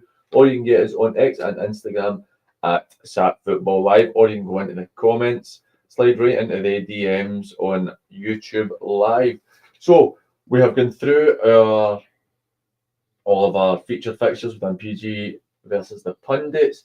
Now we're on to which Josh Garland tells me is his favourite part of the show, and I think it might be arguably my favourite part of the show as well. It is time for Des's quiz. We need to get a jingle made up for that, definitely. I was waiting on the jingle. We need So a was jingle. I. I built it up well today. We definitely need a jingle for that. So Toby, if you can get that sorted, that would be absolutely smashing. I was going to sing it. What do you want? Des's quiz. Right, so Des, you told me last week was too easy. I thought last week was actually one of your best, so it was maybe a mixed bag for us. But you think that you're going to win this week, so let's hear it. Right, I've tried to, I would say this is somewhere in the middle of the road. Right, okay. Right, somewhere in the middle of the road. So, first one, Danny Douglinson is a manager of which team? 3. Is that how it works? We've no buzzers or anything? No, Like? you get a No, jingle. we're a team. We're a team. Oh, we're I a just team? answered it. All right, okay. We're a team. Give us a chance, man. Sorry. Right, okay. Career path, Okay. Morton, BSc, East Kilbride, Stirling Uni, Muirkirk, Benburb, Rawson. Oh, that's a toughie. I have no clue. Gents? Aidan Ferris. Oh, beautiful. Outstanding. I played with him at BSC. Love But that. That's I'll beautiful. love him. And it's him and the boy Wilson up top for them. Ryan They Wilson. smash in the goals, don't they too? Okay. Which division has the most teams beginning with the same letter? This is the 3rd division. And name the G. teams. Greenock, Glasgow United, Glasgow Uni, Glasgow Perthshire. Glasgow Perthshire. Who else have we got in that league? I was about to say Greenock. Aye. Who else? And they all appear in the first 4 fixtures today. How many? So I've got 4. How many? Right, so go again. So Greenock, Perthshire, Glasgow United, Glasgow Uni. So you're missing 2. 2. Who else in the 3rd division? I remember this. And I won't be looking. I'm not looking. Would you like me to look instead? No, that would be nice. But I'd like you to help out since, I'm thinking, but my I've mate's coached in on this blank. league as well. because do you know why? I'm just thinking, I just right in front of it. Do you know? There. Gisco Bride Thistle. Do you know why I remember this? Why? Because on the very first show we ever did, on the kind of pilot episode that Danny Taylor and stuff in was, and I kept getting mixed up between Glasgow United and Glasgow Uni. I couldn't remember who was playing the other team, and I kept saying the wrong team. But you're still not getting the right answer yet. But I remember they too. So right, so I've got 4, right? Well done, PG. Aye, so if we get a wee We bit can of get help, that that. would We can be get that. It's bad. greatly appreciated. Put my phone away because it's going to look like I'm a Right, so let's just go through the 3rd division teams, right? So you've got Thorn, Kilsyth, Greenock, Ardea, Thrieve, Finnart, Glasgow Uni, Glasgow United, Glasgow Perthshire. It's not there. It's right. So I've just given 9 teams of the 16. We've got Wishaw, Sure. Irvin Vicks. Irvin Vicks, Vela Lee, Garvin. Garvin, good, Superb. Garvin. Right, so we've got 13 teams. Who's the other 3 teams? Luca. Luga, 14. So who's the other 2? Radio silence. I know, this is quite worrying. Who's the other? It's a team down the bottom end, isn't it? Des? Glenvale. Glenvale. Glenvale. I didn't look. And you're a Renfrewshire boy. I know, but I remember though. So there you go. I was a manager in that league for 3 months this season. That shows you the state of mind I was in. Well done for getting all those, PG. Nice, I got Gilvin. Okay, right. Which West of Scotland team, their nickname comes from a Robert Burns poem? Oh, it's got to be one of the Ayrshire teams, surely. Does it? Come on. Sure. No. The Blasties. What poem's in it? The Blasties poem. I was not The good. Blasties that go fasties. The fast Blasties. I was not good Oh. with any of that stuff at school, to be honest. What's her nickname? No, that's correct. That is I'm correct. right. Oh, yeah. Can you name the poem? Blasties Tal poem? Shannon. No. Nah. Come on. So we want to know. The Infantry. No chance. No You chance. got it to read it. Did you go to school? Let's be honest. I was more interested in Right. playing football. There I didn't think that's what was coming there, mate. there was nothing else. when it comes. Right, okay. Who's the top goal scorer in the 4th division? Was that goal scorer I heard that? I goal scorer. Aye, he scores and then gets a wee clean. Doherty, Rossville. Correct. Yes, bang. As is on it. I'm no lie. We're flying. We're flying. He's Paul, got, Paul, if I- you could turn that, that'd be nice. I just got the road, mate. Right. Okay, so Nicky Lowe, obviously, at Clydebank. Which was the last senior team that he played for before joining Clydebank? Arbroath? Mm-hmm. No, Arbroath. Was it the Irish team? Derry? Cove. Was it Cove? No. Who did he play with in Ireland? He did play with Derry. Derry, was it Derry? So, So Derry was about the way I was going to go. Peterhead. no. Just guessing there. Did he have a stint in Morton? He might have had the stint because he's good in Did he play with a second Irish team? No. No. Aye, okay. I am out. Right, we've got loads of Bankies fans who watch this and are on the live. Surely somebody can pull us out because we'd like us to get a clean sweep. And I don't think this is a. I told you it'd be easy for you now. No, I don't think that is overly easy. I think that we've had a good day. I think, like, the Blasties one, that was just a pure guess on my part. Sounded right, doesn't it? Aye, It sounded just, right. it was just a pure guess. The Girvan, the G's, you got unlucky because that was an issue I had in the very first episode. See, it was seen as writing out my pictures today, and I just noticed I was writing G for like the first 4 or 5 games. And that was the one that jumped out at me. Right, so Nicky Nicky Lowe's Lowe. last senior team. So was he at Arbroath before? Shamrock? He was at Arbroath. No. Nah, I don't know. I refereed him when he was at Forfar and then when he was at Dundee. When he was at Aberdeen as well. I think I'm going to have to concede this one. I'm struggling. Where's Paul Adams? Oh, he's in the studio. I've offered a couple of answers. Aye, they were rotten. Next. Right, the answer is Kelty Hearts. Yeah.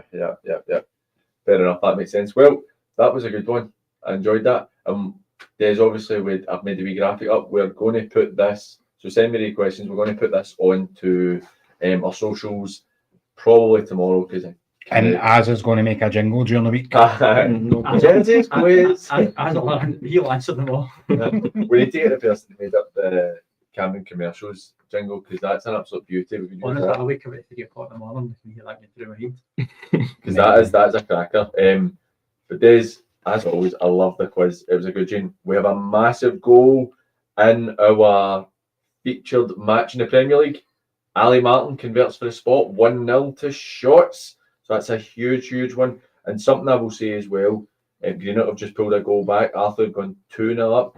You will need to help me out a wee bit here because I've completely forgot to organise people to do updates at half time. So Coburnie have pulled one back as well, so it is now 2-2. And Mickey Wilson free Mickey kick Wilson with his with left free peg. kick there. Yep. Ali Martin always pops up with goals for sure. He's with 38 as well. It's unbelievable. St Peters have gone 1-0 up against Carluke. Ardere have pulled a goal back against Coast Side, so it is 1-1. Callum Wardrobe with the goal there. I mentioned it last week because Callum had scored just after Mick Wardrobe had scored for their cousins, I believe. All right. So there you I go. always actually wondered about the relationship because you always see them popping up. Right, so Where's Mahego getting smashed off of 3-0 the and locals? Coast Side have just retaken the lead against Ardere. 3-0 to Arthurlie against Petershill. 4th-1, Lanark 1. Nielsen have pulled a goal back against Muirkirk, so 1-1 in that game. It's really heating up, to be fair. It's looking like a good A good day to be on the radio. And what I'm going to say is, let's talk about Darvel and Johnson Burough. Paul, you kick us off, and I will sort out some halftime updates for us. So it was put on social media 2 days ago, not by the West of Scotland, not by Darvel, not by. Sorry, Irvine Meadow have equalised 1-1. Yeah. We'll get Johnny's at that game. Sorry, So it was broken by the Daily Record, which I mean, still fathom to figure out. Obviously, they've got a bit of push there. We've been a big national newspaper, but for me, incorrect decision. It got heated on the media chat with us the other night. I'd actually say I was probably one of the worst ones, wasn't it? To be fair, mate, I think your points were very spot on. They echoed what Jordan was saying as well.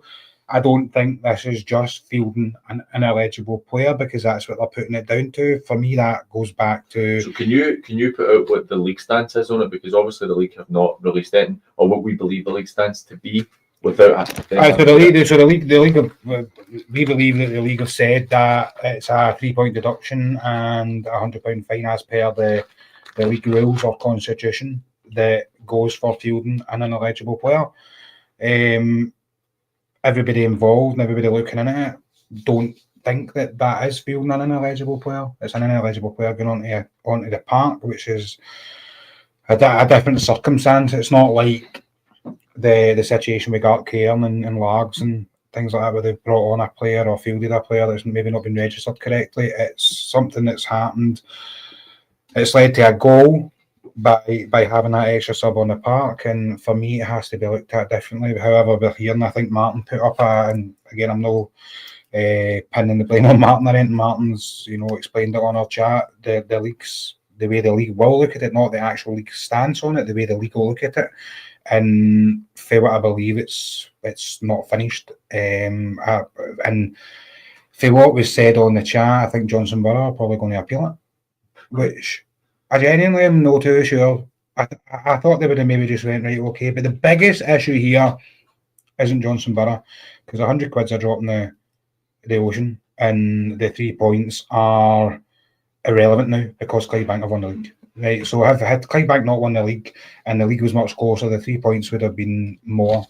Would have been you would have looked at it and went, right, okay, we're taking 3 points off a team that are maybe vying for a championship, but they're not vying for a championship. So for me, the league have not taken the correct approach. I think it should have been looked at differently, but the league are claiming, or I believe that they're claiming through the Daily Record press release, that it's an ineligible player that's been played, and they've got £100 fine and 3 points deducted, which again, Darvel have put their statement out and said that they'll not say much about it. So it's coming to the tail end of the season, man. How's it taking 4 or 5 weeks? So this is the bit that I've got massive issues with. So the referee report went in the next day. Yeah. That, because also I've been there. So that has to go in. Right? From what I'm led to believe is that the number 6 substitute wasn't able to put onto the comment system that they use. So I don't know if that's an IT issue or whatever. But the two glaring things, and I'm not blaming Johnson Burough. I think it was just a genuine oversight. There was a substitution made. I think it was about like 13 minutes or 14 minutes into the game. Right, that happens. First thing is, why is the referee and the assistant referee allowing that to occur in the first place? It just shouldn't happen. Total administrative error for the referees. It's a referee's fault. And as much as I don't want to blame referees, you can't hide from that. Yeah. That was the error. The second bit is, if Johnson Burough are going to appeal on it, what are they appealing against? So they're deemed as a team that are what's the right word for it? They're deemed as a team that are hard done by. Not disadvantaged. The disadvantage. They're being punished for a refereeing mistake ultimately. That's probably how they'll their mistake as well. As granted, more referee, but is their mistake as well. It's their mistake, but ultimately the referee's there to referee and not allow that to happen. Yeah, and Darvel are the team that have done nothing wrong. That's what I was going to say. The worst thing about all of this is Darvel have done nothing wrong, and just there's no care or anything given towards them. It's allowed to drag on for weeks on end, which is poor. But at the very least, they need to replay the game. And what's worse is the fact that it's taken 4 weeks, which to me suggests that the league have went and put their head in the sand and said, let Clydebank win the league, and it doesn't have any material impact on anybody. Just kick it down the road. Are you telling me that? I mean, us can sit on Skype or Teams or whatever the next hour if we want. We're doing this live. We did it. We did all that through COVID, didn't we? You know. So you're telling me that they can't convene in a meeting? The issues for me, I completely disagree with the decision, but do you know I don't have a massive issue with the decision. So see if the league are using. I don't have an issue with the decision. I've got the issue with how long it took. See if the league are using the ineligible player, which it makes sense, and I disagree with it, but it makes sense. I think that the league are perfectly within their rights to that be the rule, and it is an ineligible player in a sense. So the £300 fine, fair enough. I don't agree, but fair enough. I think that the league definitely can defend that. How they got there? We are 4 weeks down the road before it's announced, and the meeting was at least 2 weeks ago, right? Do you think, I'm going to throw a wee spanner in the work here.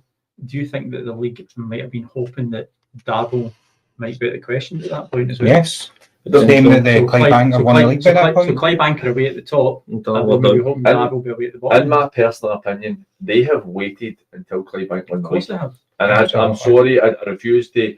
There's a lot of good people in the league committee. I think they do a lot of great work. And I think they got a hard time for a lot of things that they probably shouldn't, because they're managing to run. It's a different committee, but it's a discipline committee. That's a derelict of duties, though. Right, but see, for me, I think it's been waited on. There's no way that. Granted, these things take time. There's due process. You have to gather all the evidence, which you could get within a day for that. Listen, we got it the next day on YouTube. But there is due process. These things have to go through. So I'm not completely saying. But we know the meeting was weeks ago, and somebody on the media chat who had said, basically, like, this is a volunteer setup. It says, well, this volunteer setup has met a ridiculous amount of times in the last 4 weeks to discuss league reconstruction. So, listen, it doesn't matter whether it's a volunteer setup. You still have to act professional. You still have to make the right decisions, because ultimately our game is now, whether you like it or not, maybe not so far further down the divisions, but certainly at the top end of it, with a team that's notoriously had money in the past. It's about money now. You know, teams are.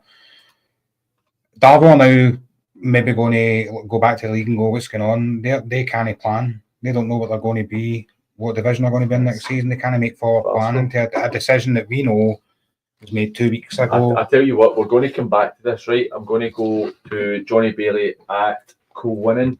It is currently 1-1 in that game.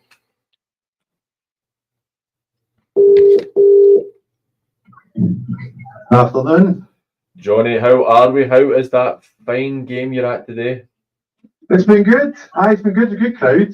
First time I've ever had to queue to get into a junior game, but it's been good. It's been fairly even. Part's terrible. So there's kind of mistakes, glass all over the place. Going into the lead after a quarter of an hour. Corner comes in and George Sewell heads it into his own net. By the way, what a header! He attacked it really well. Headed it down into the ground, unfortunately, in goal, which wasn't ideal. And then it was fairly even. I'd say Cohen were kind of giving the bother with kind of long balls over the top.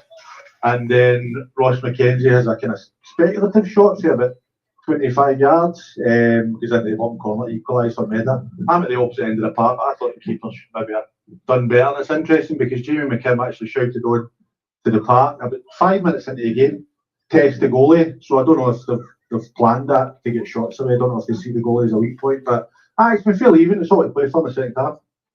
How do you view the second half going based off of what you've seen in the first half? I think Jamie will want to get his better players on the ball. We haven't seen much from the likes of Brophy and the likes up the top end of the park. If I was Kevin, I would be trying to exploit the kind of middle as if they're struggling for a wee bit of pace at the back. I'd be trying to exploit that. They've got Brian Boylan's on the bench today, so I don't know if they'll maybe bring him on the second half just to give him a wee injection of pace up top and try and exploit that. But to be honest, mate, I think there's going to be mistakes. Do you know what I mean? I think something's going to happen probably. A missed time back pass or a sclap a centre half. Something could happen that could change the game. But it's been a good game to watch. I've enjoyed it so far. Right, on a personal question here, my mate is refereeing the game. How's he managed it so far? He's been all right. He's been okay. We've been a bit of problem with the footballs. Not been pumped up enough, so he had a bit of he was getting a bit of stick for the Meda bench, and then the Cohen bench were giving him stick because he was talking to the Meda bench. So apart from that, it's been okay. He's not really much to do. There's been a few kind of tasty tackles, but nothing that I would pick him up on, put it that way, which is unusual for me. Johnny, referees, so even when they don't make a decision, don't make a whistle, they're still making a decision. So he's got hunters to do. You know what I mean? No, you know what I mean. I've not really noticed them, Des. Let's put it that way. I've not really noticed them, and I suppose for a ref, that's what you're after, isn't it? Absolutely. Listen, the best referees are the ones you don't see. Yeah, no, he's done fine. Right, Johnny, thank you very much for the update, mate. We'll catch up at the end of the game. Cheers. No bother. Cheers, mate. Talk to you later. Bye-bye. Well, that was a nice insight into refereeing for you there, Des. Not making a decision is making a decision. Of course it is. So there you go. You handled that well. For 90 minutes, you're either making a decision or no, so your head's buzzing. So we're still 1-1 in that game. I'm going to go. I've actually got a mate who is at the shots game, so we're going to go to Fraser to see how it's going. Where are you killing these guys? I know, honestly, right. So Fraser is, and I'm hoping he's going to listen back to this. Great guy, but gets nervous with things like this, and I'm wondering if he's going to be able to handle the I'm pressure. just wondering the fact you said you've got a mate. I know, Des. I actually tell people you're my mate. I lie when I say that. It's that is what I tell people. So it's 1-0 as it stands. 2 shots in that match there. Fraser, 1-0 to shots. Our good friend Ali Martin with a goal late on. How's it been? Not great deal to give you, mate, to be honest with you. It's been pretty scrappy. 2 kind of different team shots are very direct. Try to play off second balls off a big striker up top. In Troon, you can see they're keen to get the ball there and play, but for whatever reason it's not really been working for them. Shots created majority of chances, albeit half chances. Majority of them for long throws that have caused havoc in the box, and that's where their penalty comes for in the half hour. But Troon look kind of disjointed. I think shots have nullified their main threat in the middle of the park. Young boy number 8 seems to go on the ball and try and play, but he's not managed to get involved as much as I think Troon would like him to. But other than that, mate, it's been pretty scrappy. Not a great deal to give you back. Do you think shots will continue the same course of action for the second half and keep it at their level? Aye, you can see it. At times they look alright when they do get the ball down, but every kind of break and play, whether that be a free kick anywhere near half or a throw in, they put their big centre halves forward and try and go long and play off second balls, and even if you open play, that's what they do. They have a big man up front and try and play off of him. Troon and flashes have looked alright when they've got the ball down and played, but I dare say they will cause shots problems in the second half if they get the opportunity to do that. But I think shots will stick to much the same game plan, mate, and keep going direct. Now, I've said to the guys before I phoned you there that you don't particularly like this type of thing, and I won't lie to you, mate. That was a pretty decent update we got for you there. Mate, I was on YouTube watching it before you phoned. I was watching Sky Sports News, to be fair, watching how they report, and I just echoed it. Brilliant, mate. I appreciate it. I'll catch up with you later on. Right, mate. See you later. Cheers, Paul. There you go. That's a please. I thought you did a good job. I was watching Sky Sports. I love that. Sometimes it can be funny. That's quite a. I think it's quite a good description of how shots are playing that, and the fact that they're playing their game and it's clearly working for them. I think we're also seeing Troon, which we touched on beforehand. They don't have anything to play for, and I think that's a very end of season run them out. And that's the point I was making as well, Des. Is would you rather have your Bs and your teams who don't have anything to play for than being shots and having to go to Gartcairn or go to Darvel or go to Benburn when everything matters to everybody? I know I said that I would rather be playing the guys around me because it'll bring that adrenaline rush. It'll bring that more impetus to it. I don't think shots will change the way they play against anybody. I think that's just the way John plays his team. They've got that massive, expansive park up at Hannah Park as well. So no, they'll take today. They'll get on with it. As we said, Troon, there's nothing wrong. They've exceeded expectations. They've been far ahead of what MD could expect. Troon have been a right weird team of late as well. They have. They've exceeded expectations 100%. I spoke to Richard a couple of months back, and he said the same at that point. They hammered St Carroll's 7-0, and the week after got beat off the Drumchapel United 3-0, and that Drumchapel United game could have been 8-0. It's almost like they're just going out and doing what they need to do and seeing how it goes. Do you know what I mean? I think Shorts might go on and win that, and I hope that's touch wood, because I did fancy Shorts. I think they'll go on and win that now. And looking at the results around us, we've got Darvel not in each way, Drumchapel United, Benburb are still 1-0 up, Paul, yeah? Yep. You know, so that's you look at that, Gartcairn, 1 each, that's going to propel they two up and leave Darvel in a bit of, again, the team we've just spoke about, you know, who are feeling and aggrieved, and rightly so, but where does their season go now? You know, they're running out of games. I think Darvel are gone, unfortunately. I think it's been the death knell. That's hard to see. And it doesn't really matter what happened with the Johnson Burough one. I think it's a moral loss to them, isn't it? It's one of the ones that's going to hit you.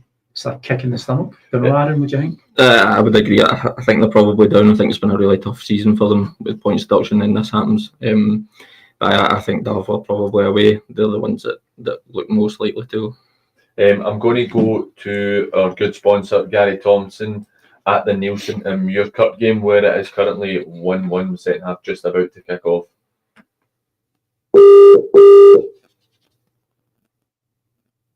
Hi, Paul. Hello, Gary. 1-1 with Nielsen and Muirkirk. How's the first half been? Well, good first half, to be fair. I would say on looking at it, I would say Nielsen's probably had the better chances. Muirkirk got a penalty. Could be given as a soft penalty.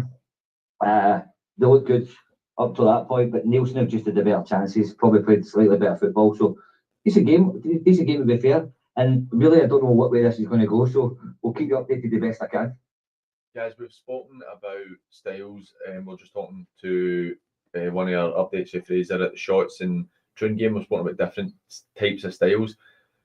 Are the teams playing a similar type of style, or will we seen anything different for either team? I've only seen Muirkirk once this season, but I would say they're not playing the football that I seen the last time I went to watch them. There's been a wee bit more of the long ball, play up to the forward and try to play off the forward. So I think if Muirkirk can get the ball down and play a wee bit more in the second half, they'll create more chances. But the style-wise, it's a bit eachy-peachy. There's not much in it. Gary, do you think that's maybe a wee bit of nerves shown for the first time in Muirkirk this season? Because obviously And that's what the committee and all that, and a few of the fans are saying from the Muirkirk side. They're looking a bit nervous. They're looking good on the ball when they get the ball down, but they're just playing. I don't know if the surface is maybe. I mean, it's a great surface here, so there's no real excuse that way. But they're definitely playing a wee bit more of the long ball, and I think if they can get the ball down, they'll definitely create chances. Brilliant for the update. Thanks a lot, guys. We'll catch up with you later on, mate. Thanks, boys. Thanks. Quite an interesting one there. I'm going to go to your old friend and colleague, Steely Azza, at the Forth and Lanark game to see how that's playing out. I believe it's still 1-1.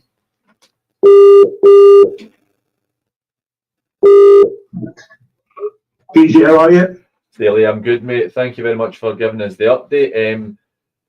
1-1 with Forth and Lanark. How's the first half been? First half, there wasn't a hell of a lot in it, to be honest with you. Lanark played a couple of wee half chances, the balls into the box, a couple of headers. They were well contested, to be fair, by the Forth boys, but Forth went to the lead, pulled them ahead at the front post, held on to it for 60 seconds, Lanark were back up the park to score. Thereafter, Lanark probably feel they should probably be in front of now. There are a couple of good chances after they equalised. No hell of a lot in it, to be honest. Do you think it looks like two teams who really need the win but are also being a bit cautious because of that? It's very cautious, to be honest. A wee bit me take up a tackle the early doors. The boy Kyle Craig up top for Forth has been excellent, to be fair. If they get a wee bit closer to him, I think they might get a wee bit of joy through that.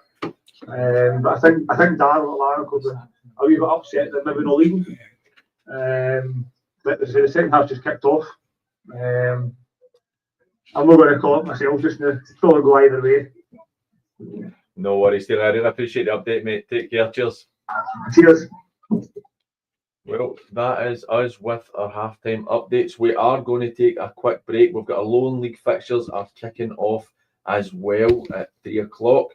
So we will be right back after these.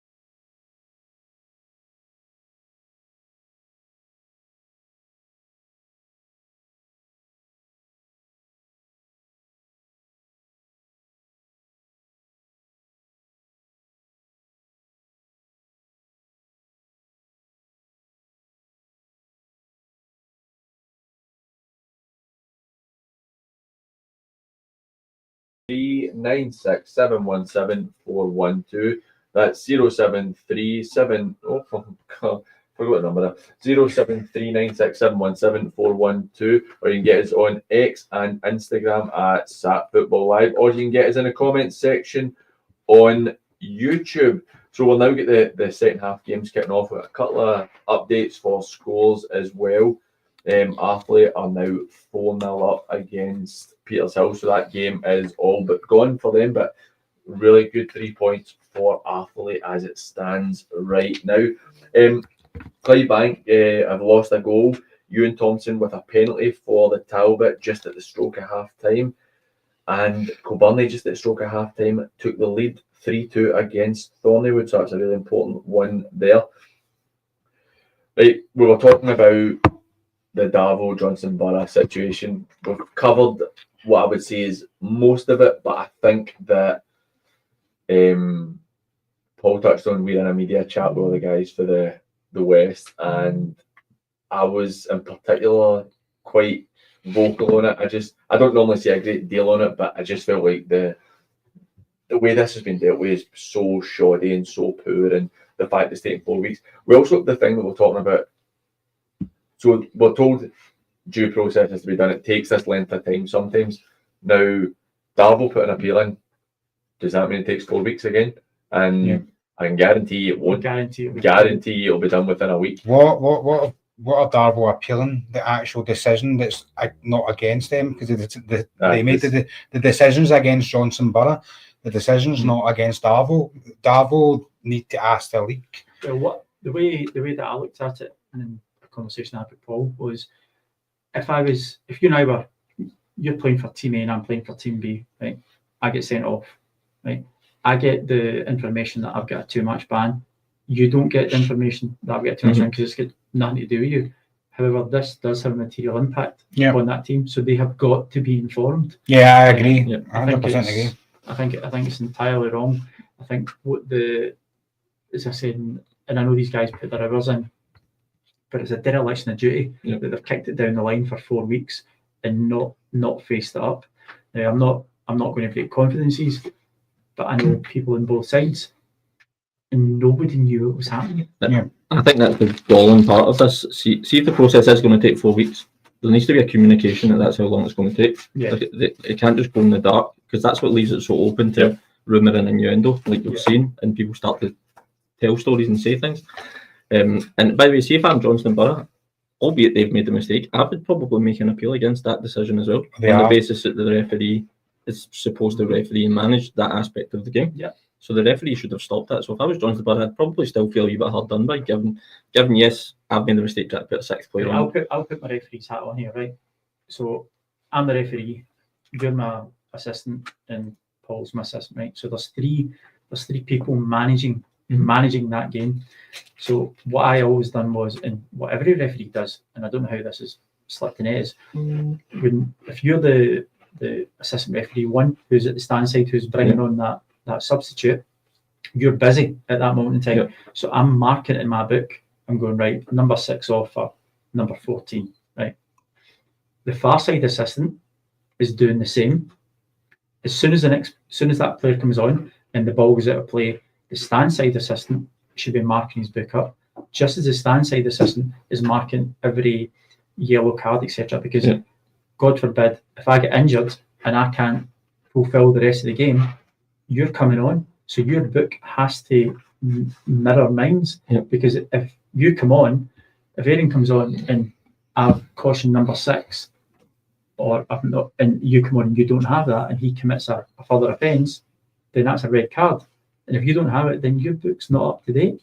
So there's 3 people at negligence here, and the negligence is the 3 people in the middle of the park. I've never viewed my role as a manager to count the number of subs. Obviously you do, but it's not my role on match day to know that I've made. You've got too many other things going on. So I think if I was Johnson Burough and I was involved there, I would appeal it as well. I think that there's absolutely nothing wrong with Johnson Burough appealing it, and I think it's fair because ultimately, and I've been quite clear in my view on it, is the main part of it falls on the referee. Of course it is. It's just a mistake. That's what it is. And we make mistakes. It falls on him. I think that Johnson Burough have a responsibility to know how many players they're on, but at the same time, ultimately the buck stops with the referee. Do you know what one of my biggest issues with this is? And the answer I go back again makes sense, but I still don't think it's good enough. So the league have not announced this. The Daily Record broke it, and then we put it out right after that, and that's where, because it grew arms and legs in terms of people finding out, because most people for our level listen to our show and watch and read our socials. The league have not put that out, still have not put out. Johnson Burough have not had the 3 points deducted on the league tables yet. Right? And the reply I got was, and I do think it's a fair reply, is that we do not discuss on ongoing incidents and investigations. But the decision was made, right? Now, that's not ongoing. Now, there can be further ramifications from it. Darvel, Johnson Burough, both deciding that they want to appeal it. But the decision's been made. Now, why is the Daily Record got it before the club? Why is it not right? The fact that it was... And that's not blaming the Daily Record. No, that's not to do with the fact that I'm the person who told Mick Oliver about it. I messaged Mick saying, how are you feeling about this? What's your view on it? And he's like, feeling about what? That was his reply to me. About what? And I'm like, this is a shambles. That, and again, like you touched on, Paul, they're saying that you don't need to tell Darvel because the team who have been punished are Johnson Burough, so it would be them that appeal it. I think it's so poorly managed, and that might be fine in terms of, like Des says, with a red card, but this is so poorly managed for me. It's incredible for something that is unique to this level of football. Yeah. It's never happened before, as far as we're aware, as far as end of the league I know is aware. And then a bit of common courtesy to at least, nobody says it had to even be done on social media, but an email sent to Darvel. Surely you phone the secretary. Right, it's got even an email. Before it even comes out, you phone the secretary and say, listen, I'm going to give you a wee heads up. I'm going to release this. I think at very minimum there should be a statement. Hamilton Accies deducted 15 points a day. There's an SPFL statement, states the reasons why. We have a product which is good here on the pitch. So many clubs work so hard, so many volunteers at clubs, and I know the guys at League are volunteers. But at very minimum, if you're taking points off a team within the league, well, there's 80 odd teams within this structure, at very minimum a statement. And you're also taking a financial penalty as well. And a financial penalty to the countless fans who go and spend money every single week in this league, to the sponsors who put money into the league. At very minimum, there should be a statement. As I say, the closest I can think now, Hamilton Accies deducted 15 points for whatever the reasons were. SPFL Trust, or SPFL come and say there's their statement. Hamilton are appealing it. Yeah. So it's ongoing. Yeah. But they've had to come out, and I guarantee you that, I know it's slightly different, but they'd have been told beforehand. Yeah. So that you're not finding it through social media. And I completely agree with you. It's a duty of care for the league to go, like Des said, to go to their secretary and go, look, this is going to come out. How it's even coming out via the paper before it's even gone to a secretary is beyond absolute belief. That would state to me that there's maybe somebody that maybe involved in behind the scene, that there's a contact, or maybe they even they're involved with the paper. I don't know, but it's a very, very poor decision. We can't turn around and say it's not a normal ineligible player incident. I'm not having that either. It's stunk of poor running. I don't want to say corruption because it's not, but it's horrible that we've waited until the league's been wrapped up to make a decision, because, like I said before, Johnson Burough have got the right to appeal. It's a smack in the face to the consumers and customers of this league. Yeah, absolutely. As I said, it's got absolutely nothing to do whether it was the Daily Record, the Sun, the Herald, or whoever. Somebody's gave them that information, which is fine. And they've ran it straight away. They're allowed to do that, but how a club doesn't know that beforehand. And for me, as I said, it's an emu sticking their head in the sand. They've just hoped this will blow over. Clydebank will win the league.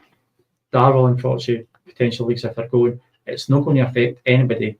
Nobody gets the 3 points. And by the way, here's £100 fine.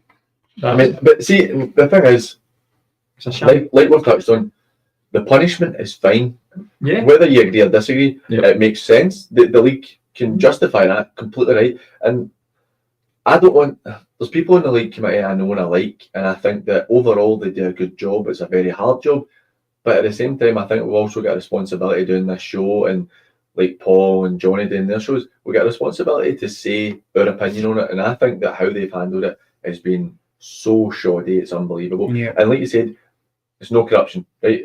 There's no corruption involved, but it's very suspicious to me or it reeks of a decision being made waiting for Clydebank to win the league to make it easier. It opens himself up to at the same time where the West has just put a proposal over to the working group to almost obliterate a league. Yeah.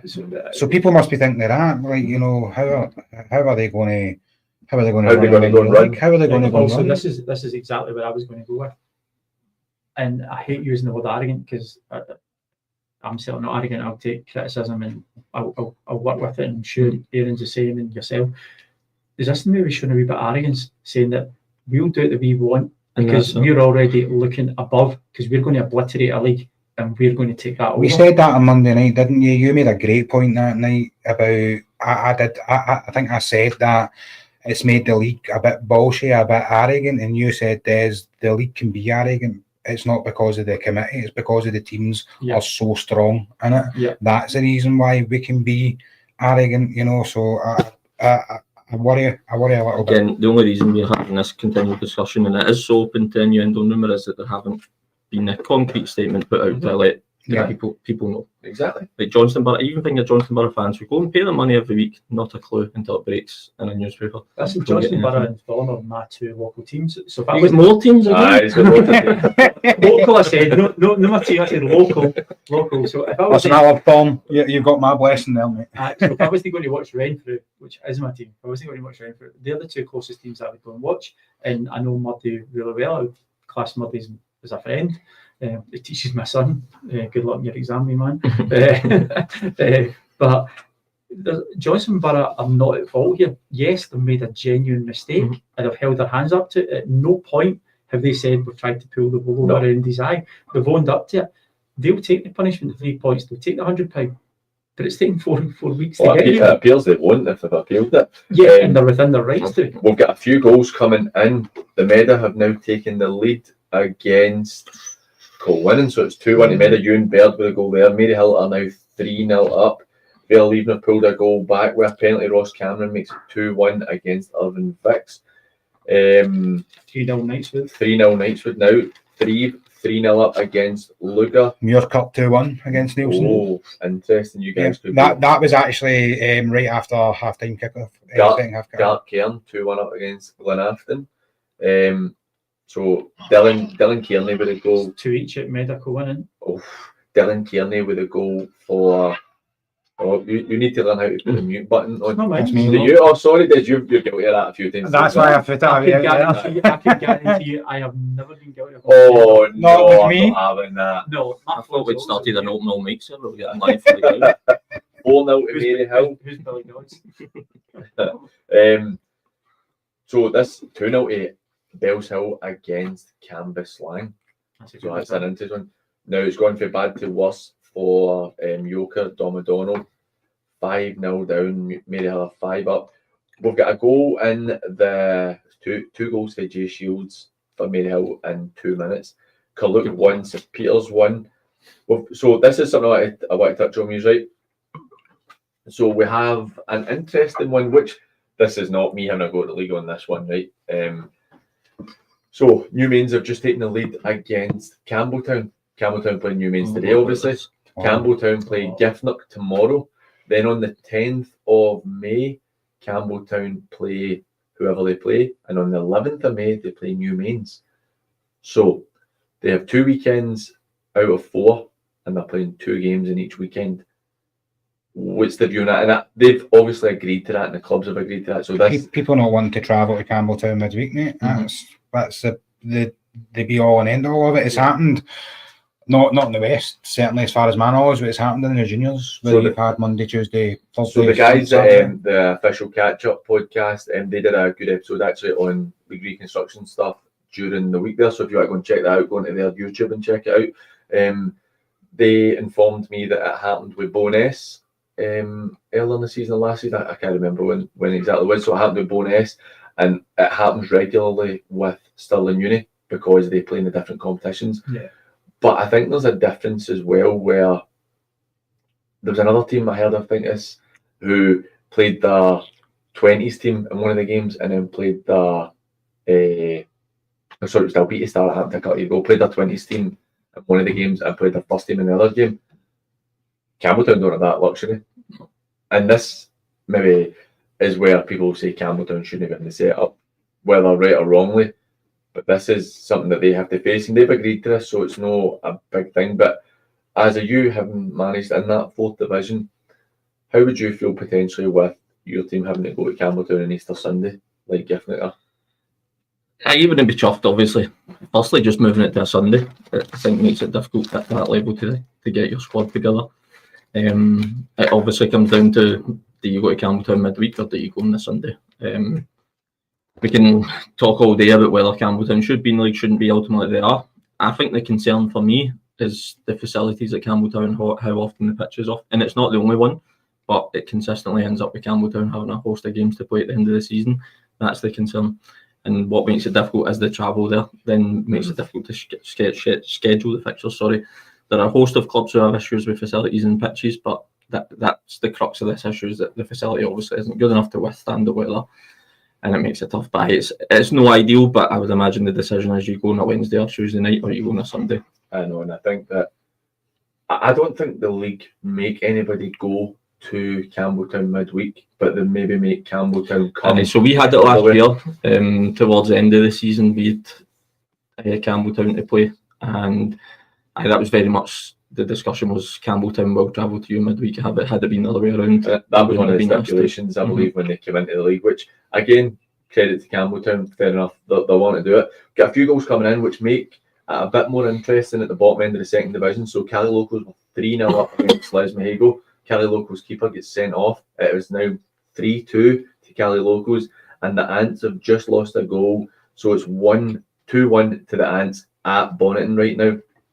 Cumnock have taken the lead against Hurlford in the Premier League. Hurlford went 1-0 up, didn't they? Yeah, I went 1-0 up and it's 2-1 now, so it keeps that interesting. Cumnock are on a good run. They have a really good run. They're, I think this will At be the wrong end of the season, Yeah. because they had a right tough. But I think first again, 4 or 5 months. we spoke about managers being given time, and Swifty, in my opinion, I'm happy to say it, I think did a really subpar job for the first half of the season. It coming up with I know we had to bring in quite a few new bodies and stuff, but there was a lot of money that he had to spend. Cumnock, I was told by one of the committee members at Cumnock a while ago that regardless of what happened, he would be given time, and it looks like they made the right decision. He's starting to turn it around.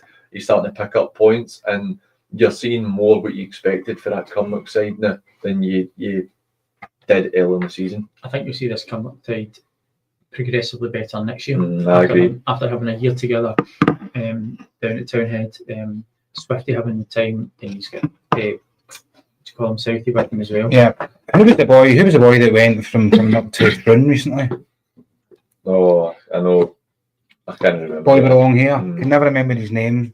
I thought we played Cumnock a couple of weeks back, a month or so ago, and I thought he was brilliant. He was our best player on the day, and then I seen that he moved to Troon. That's the boy in the middle of the park, isn't it? Aye, longer hair. Really good player. And I thought to myself, it's amazing, isn't it? You know, you can get rid of players that you think are excellent, and then the team actually go on and perform better. I'm not saying that he was the issue, you know what I mean? But it's mad that a player that I've deemed very, very good on the day has left to go to another club. Got a few scores coming in from the 4th division. Royal Albert are 1-0 up, and Rossvale have retaken the lead, so they're 2-1 up against Easterhouse, and it's one of those ones I'm quite happy to be wrong, to be honest with you, for Josh this week. But that would be a huge result for them if they are able to turn this round and pick up another win. I don't have any updates on the Kello and Port Glasgow game. I'll maybe need to go into Facebook to see that, because they're old school with their updating. But it's quite an interesting one again with how it's going to be with Campbelltown and the fact that they're having to play. But ultimately, it has been their choice. Now we're going to move on to talk about league reconstruction. I don't think we're going to. I don't think we're going to any great depth this week about it. Paul, you have very much been.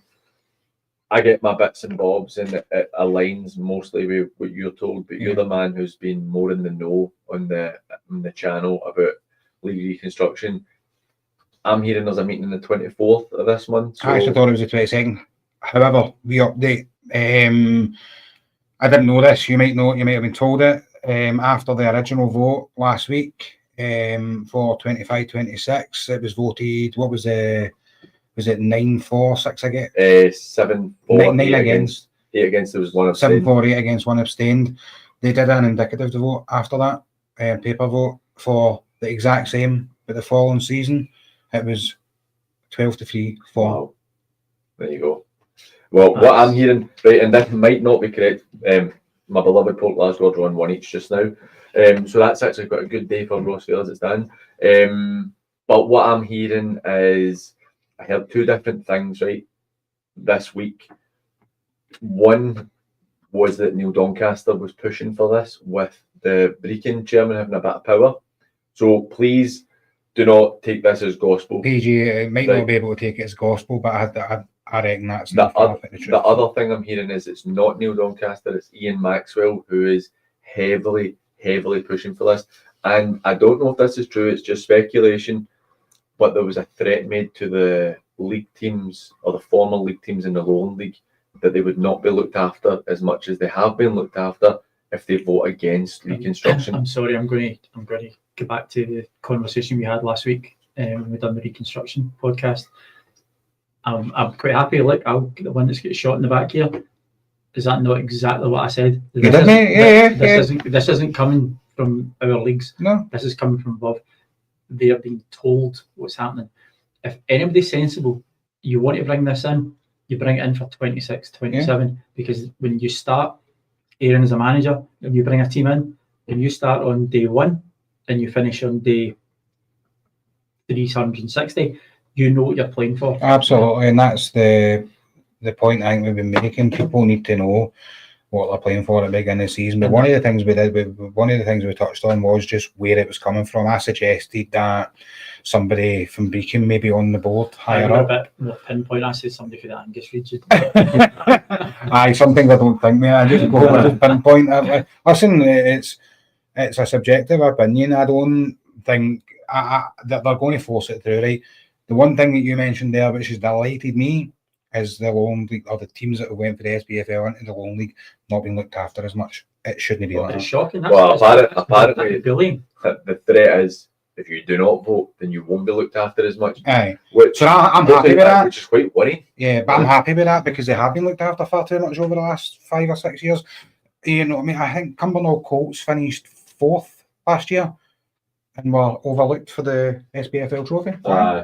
So we can get Albion Rovers and was it to say everyone's equal, but some are more equal than others? And it's, for me, it's interesting where we're flogging a dead horse here almost to an extent, because we particularly have, you've spoken about it at length, Johnny's spoken about it at length on his show, we've spoken about it at length on our show, Des.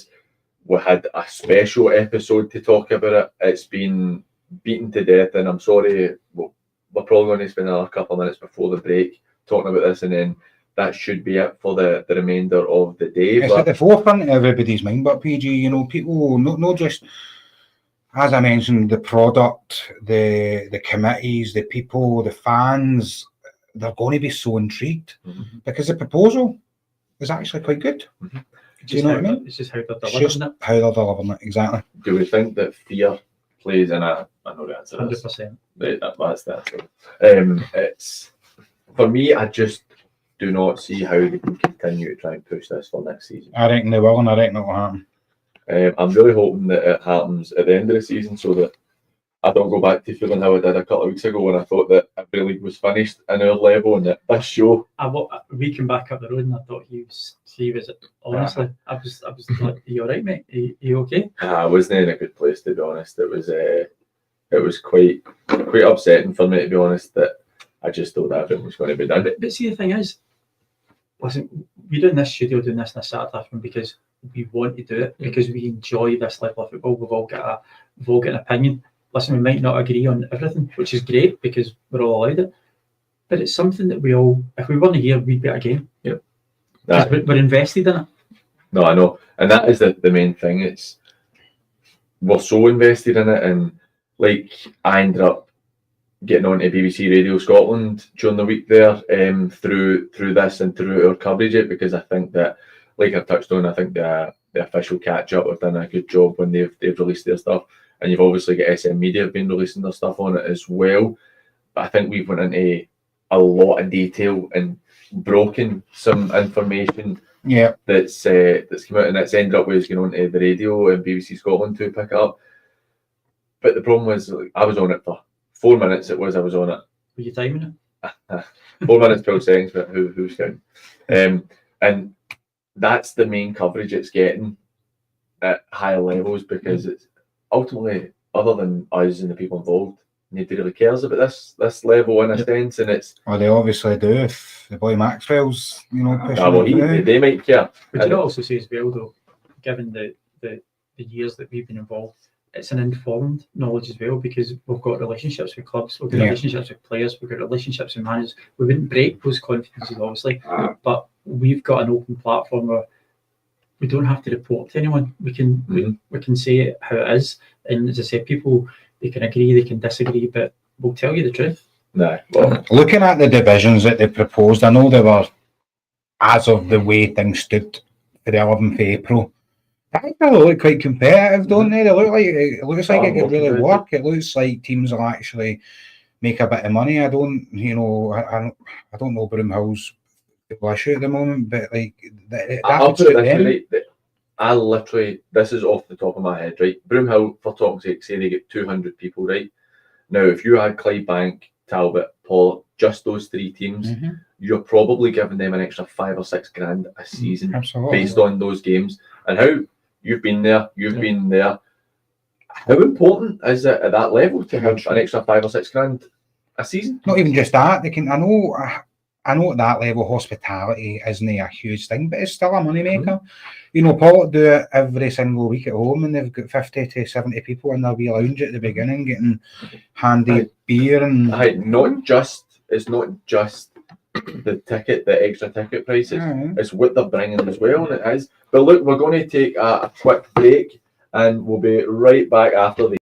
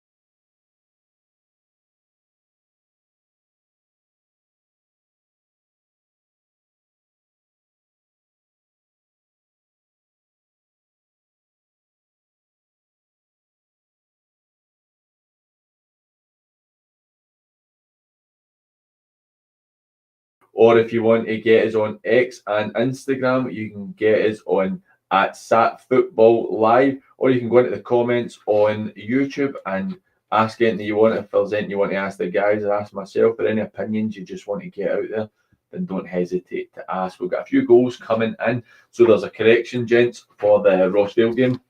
It is Easterhouse 1, Rossvale 1. Both teams down to 10 men.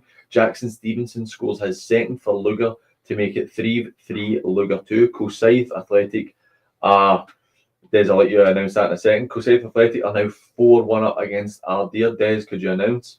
Yep, Maple 1, God's 11 1. Right. And Scott Norton. Stephen Gaffney with a goal. Scotty's just come on as well. Irvin Vicks 3, Vale 1. Cumnock are now 3-1 up. Glenafton have pulled a goal back against Gartcairn, and Benburb have also had a goal scored against them. It is 1-1 there. Heaton right up at the bottom end of that Premier League, which we're going to go into quite a bit of detail quite soon in that game. Still nothing each way, B and Pollock. Still 0-0 there. Yoker have pulled a goal back. That is 5-1 to Maryhill against Yoker. Cali Locals, who were 3-0 up, now 3-2, down to 9 men. Boyle getting sent off there. In the Lowland League, we have a goal for East Kilbride. It is 1-0 East Kilbride. Ardrossan have just scored an equaliser against Blantyre. And Cumbernauld Colts, Callum Wilson with a massive goal there. 1-0 to Cumbernauld Colts. If it stays there, then that is them safe for another season in the Lowland League. And Irvin Vicks have made it 4-1 against... I've completely gone blank on who they're playing. So They're playing Vale Even, sorry. Which is a massive one at the other end of the table. Girvan, after being 2-0 up against Glasgow Uni, is now 2-2. Celtic B have taken the lead against Albion Rovers in that game, 1-0 there. St Peter's 2-1 against Carluke. What a belter we're in for at Buffs Park. 3-2 to the Buffs. 3-2 to the Buffs with 15 minutes remaining. Jack McMahon with a goal there. A big one at the bottom end of the Premier League. Darvel have taken the lead. 1-0 to Darvel. And Renfrew have taken the lead. Who scored? Scott? No. Scotty boy. That goal scorer.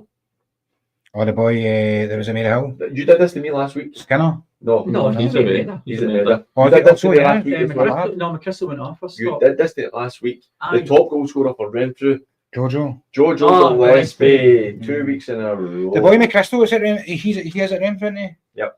He was like one of the top boys at the 20s at Johnson Burough. Same boy. Yeah.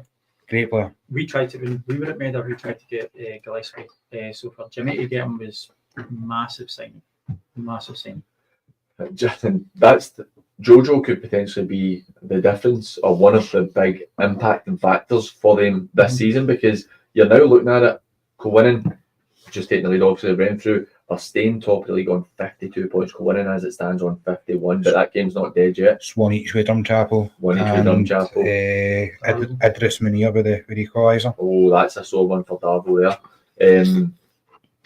So as it stands at the bottom end of the Premier League, let's see if I can get my maths right, as I know you like my maths here. So Benburb are sitting on 20 points, Shotts are sitting on 20 points, Gartcairn are sitting on 17, and Darvel are on 16. That is very tight. Hurlford losing, so all, apart from Shotts, they're all dropping points in the bottom 5 just now. So this could be a massive weekend for Shotts, Paul. This takes them back at the relegation zone as it stands. I would say we all agreed at the beginning of the show, Shotts are a really good side, and like they've got Hannah Park to play. Well, it'll be 3 times obviously this and then another 2. Hannah, no very many teams go to Hannah Park and beat Shotts. Now I know that staff saying because they've not got, but they've ran every team close. I think I don't get 4 or 5 nils. I watched them against Port, and it's probably the poorest that I've seen Shotts anytime I've watched them. I don't know what happened that day. Maybe Port just clicked because they went on kind of a good run for then on. But just for me, Shotts just might survive it. I think Shotts will. It's too up and down for me to be able to tell. I think if I was looking at it at that bottom 4 and I had to bet, I would probably lean towards Shotts, because I don't think Benburb's form's been anywhere near good enough. I think your bottom 3 is going to be Ben Bobcat, Kieran Darwell. And I don't think a lot of people Would disagree. would disagree with that. It's just, it's got to be 3 of those 4 hurl for they're safe. I just had a quick gander of the Drumchapel team. I was actually curious because I'm not there today to see what kind of team Adam and Natural put out. It's actually, we've got 5 subs named. You can maybe name 7. We've only named 5, and 3 of them are under 20s.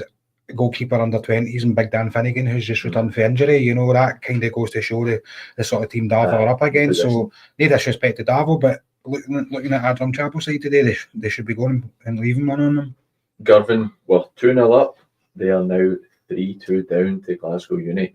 And it goes from good to better for Kilbirnie. They're 4-2 up against Thorneywood. That's a really impressive result. They need that because we're saying they're really in danger of going down, and they've kind of just shot us in the shoulder, haven't they? They would leapfrog the Meda just now with how results stand. Meda still a few games in hand, but wouldn't they? Not over Kilbirnie. Sorry, Kilbirnie, I think Kilbirnie wins it. So Kilbirnie have played. They'll have a game in hand on the Meda, so they will be a point clear of them as it stands. I'm just looking at the first division fixtures right now. Fixtures on Wednesday as well. No Rob Roy playing today, so that's obviously them going to be dropping back into the relegation zone as it stands as well, which that's a really interesting one for me. Do we start saying that Ardrossan have been brought back in it because they're drawing 1 each with Blantyre right now? I think they've got too much quality, I think, but then who knows? The leagues. They're currently the leagues have gone mental. As is. They're currently on 35 points. Vela Clyde go ahead of them with 36 points. They're still winning one now. As far as I'm aware. I mean, you're even looking at Rob Roy. By the way, did you just say Blantyre scored there? Is that No, it was 1 each. Blantyre have just scored against Ardrossan. So to make it 2-1 then. Yeah. So there you go. That's Adam Cummins with a goal there. So it makes it right interesting, doesn't it? The Ants 3-2 up. We're 2-0 up now, 3-2 down. I think that we're looking at relegation for the Ants. Bellshill 3-0 up against Cambuslang. Threave restore their 2-goal lead and go 4-2 up against Lugar. Drumchapel are now 2-1 up against Darvel. So that's, I think if Darvel lose today, we're in a hard to get out position. Yeah. It's a bit like Marty McNiff got. It's got a header written all over it, isn't it? Big Marty boy. What do you think with Darvel if they lose today? Do you think that's just going to be too much for them? Aye, potentially, probably psychologically. They've been at the bottom of the table or the foot of the table for a long time now. Whole season. Season now. They've not really put together. I know they went a period where they didn't lose a game for a long time, but no won a lot of games of football. You've got everything that's happened with Johnson Burough game over the last few weeks. I think when you're looking at 4 or 5 games a season left, if you're not winning games against, by Paul's admission, a Drumchapel team that are missing a few, that's an opportunity for Darvel. It sounds like if they don't go and take something, if they don't go and win that game, I thought they were in trouble anyway, but I think probably as much as put it then could render the whole chat, about Darvel. It could render it useless because they need to go and get points. If they're not picking up points, then who are we looking at in the Premier League? So Clydebank, Talbot, St Cadoc's are going to be licensed. Pollock make it 4, Cumnock make it 5, Benburn make it 6, Glenafton make it 7. Cumnock. Yep. So Darvel, the fact that they dropped in the list, if this goes ahead behind at least one of, and it might not even be 8 West clubs, but it could be what we've heard, it could end up being 6 West clubs and 2 from the Midlands League. The South. No, the licensed club over at the Midland League, they would go into the East, wouldn't they? The Midlands, is that no? Would they go into the East? Dundee area? They've gone to the East. Yeah, they've gone to the East. Sorry, that's my bad then, right? So you'd have Tayport and Lockheed United. They'd be in the East. They'd be in the East, so then we'd still get the 8, wouldn't we? Aye. Nielsen are down to 10 men. Just an update there that Nielsen are now down to 10 men. It's now 3-2 at Nixwood and Saltcoats. Really, Saltcoats pulling it back. 3-2. They pushed them really close last time. Do you know something that's just come up? So Cowdenbeath have put on their Twitter that their match attendance is 373, which I think is a pretty decent turnout. You're not telling me that Cowdenbeath in this new setup, playing your Linlithgows, your Bonesses, and those types of teams almost every week, that you're going to be getting 300 and 400, 500 games. You take Port to Cowdenbeath, Talbot to Cowdenbeath. Well, I'm talking about doubling up. that they won't be in the same league setup. Yeah. But I think that's that does make it quite interesting. I like to see that type of stuff as well, just so you know how. Where did Cowdenbeath fall into it? Where did they go? So Cowdenbeath have been east. They're going east. Aye, so they're Fife. So an interesting result in the 4th division for me. West Park and Eglinton. West Park pretty much out the running for that promotion spot, but Eglinton, with games in hand, were looking like they could have a wee outside bet.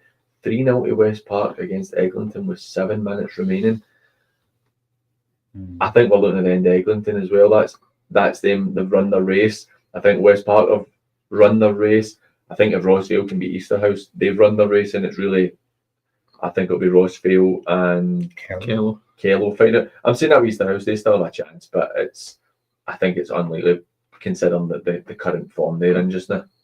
I think Easterhouse, they started well, and just recently it started these thing pick at the And seams. it's like you said, Andy's done a great job there. From where they were when he took over, they were really struggling last season when he went in, and he's rebuilt really well in the summer. I'm surprised. I'm not surprised. I didn't really have them as a team that would end up there. I thought they would do all right, but I didn't think they'd end up there. I'm so surprised by Kello. Like, we played Kello earlier in the season down there when I was still at East Kilbride, and I cannot believe that they're up the top end of the table, and they've been so consistent. I think with Kello been, and it's maybe an experience thing when it comes to Kello. It's a hard place to go. So an hour and 10 minutes, an hour and 15 minutes drive for most teams. Not a great surface. Surface. It's a hard, but Kello have been there, done it, wore the t-shirt. They've been in the setup a long time. So my own experience ever playing against Kello was in the old League Cup setup in the start of the season when I was at Cumnock. Yeah. So when I went there, it was always lovely. It was always really nice. I always thought the surface was pretty decent. But it did not in the winter then. Definitely not. No, it's not good. I would just remember, because like, I never knew what Kello, folks had just tried to the end of the world, and it's just if you just go past the dark side of the moon. Where's Mahego getting a goal? Well, that's 3-3. 3-3 after being 3-0 up Cali Locals, but Cali Locals down to 9 men in that game. So it's interesting. 3-1 to Drumchapel against Davo. So Davo have looked like they've lost today. I think that the Cali Locals and Les Mahego one's really interesting because an hour ago the Ants were 2-0 up. Les Mahego were 3-0 down. It's looking pretty grim. Now Les Mahego are picking up a point, which takes them ahead of Cambuslang and 4 points clear of the Ants and the relegation zone. Still time to get a goal for a winner as well. Still time, and I've been down to 9 men. You're also looking as well that, like you touched on, Paul, Yoker are in a bit of a bad way right now. I just thought, like, not very many people have mentioned them for relegation, but I just think sometimes circumstances tell when you're going through a tough period, which quite clearly they are. Big one in the Easterhouse and Rossvale game. 2-1 Easterhouse. 2-1 Easterhouse. So me saying that they've run their race if they lose, I think it could be Rossvale who could be done if they lose today as well. And as far as I'm aware, it's still 1-1 with Kello and Port Glasgow. But sorry, Paul, on you go. I actually forgot what I was saying there. Don't get it. It happens quite regularly. We not said that. See the teams that have got things riding on it today. This is the weekend that they need to turn up because you've only got 4-5 games left, so it's all in your own hands. Whether it's fighting to win a league, fight to win promotion, or stay away. I go back to the Darvo thing. We spoke about it in length about Johnson Burough 3-2 up. They've just scored. Ben McDowell puts them 3-2 up against Kello. It's a good result, isn't it? It's a good result. I go back to the Darvo Johnson Burough thing. It now kind of Drumchapel look like they're going to go on and win that quite convincingly. It kind of renders it. I know there's still 3 or 4 games to go, but it kind of renders the argument useless almost. It'll be we'll not be talking about it in 1 or 2 weeks' time. Do you know what I mean? But just on that, Kello and the Kello and Port Glasgow game. So Kello went 1-0 up, Port Glasgow get it 1-1. Kello go 2-1 up, and then 5 minutes later they're 3-2 down.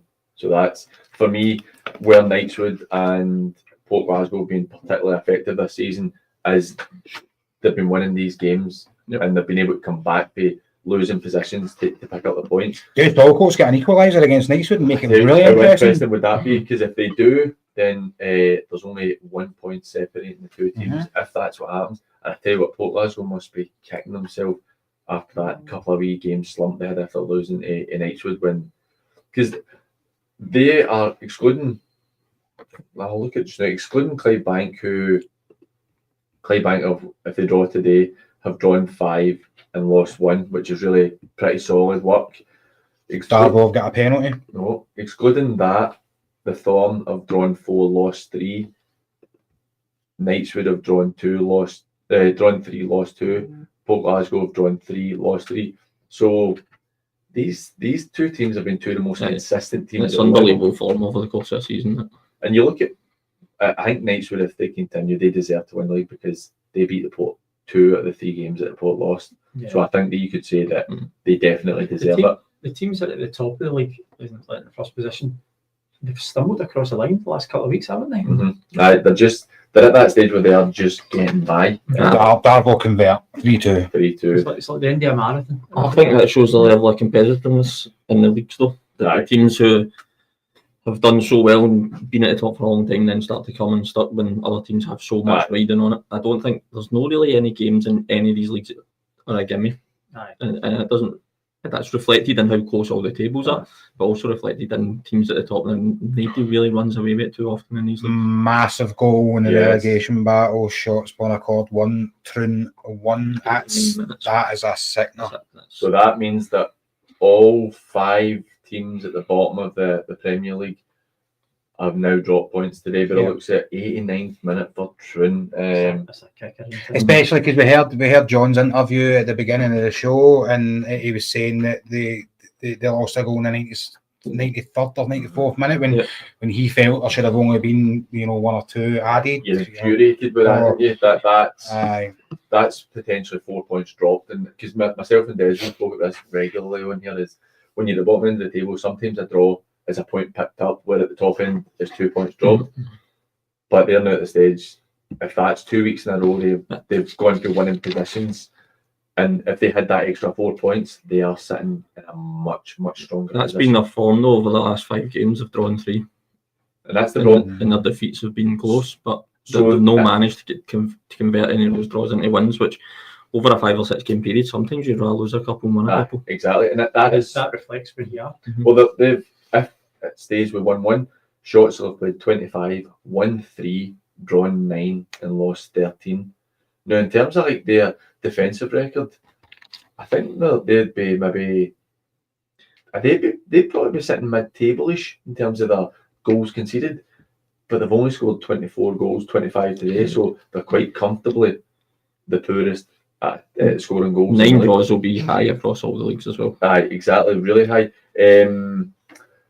We've got a penalty for St Roch's. Evan Galasso with a goal there, so that is 3-1 to St Roch's against Cumbernauld. Stunning dusty. Cumnock have won at Blair Park. That is 3-1 to Cumnock, so that's another good result for them.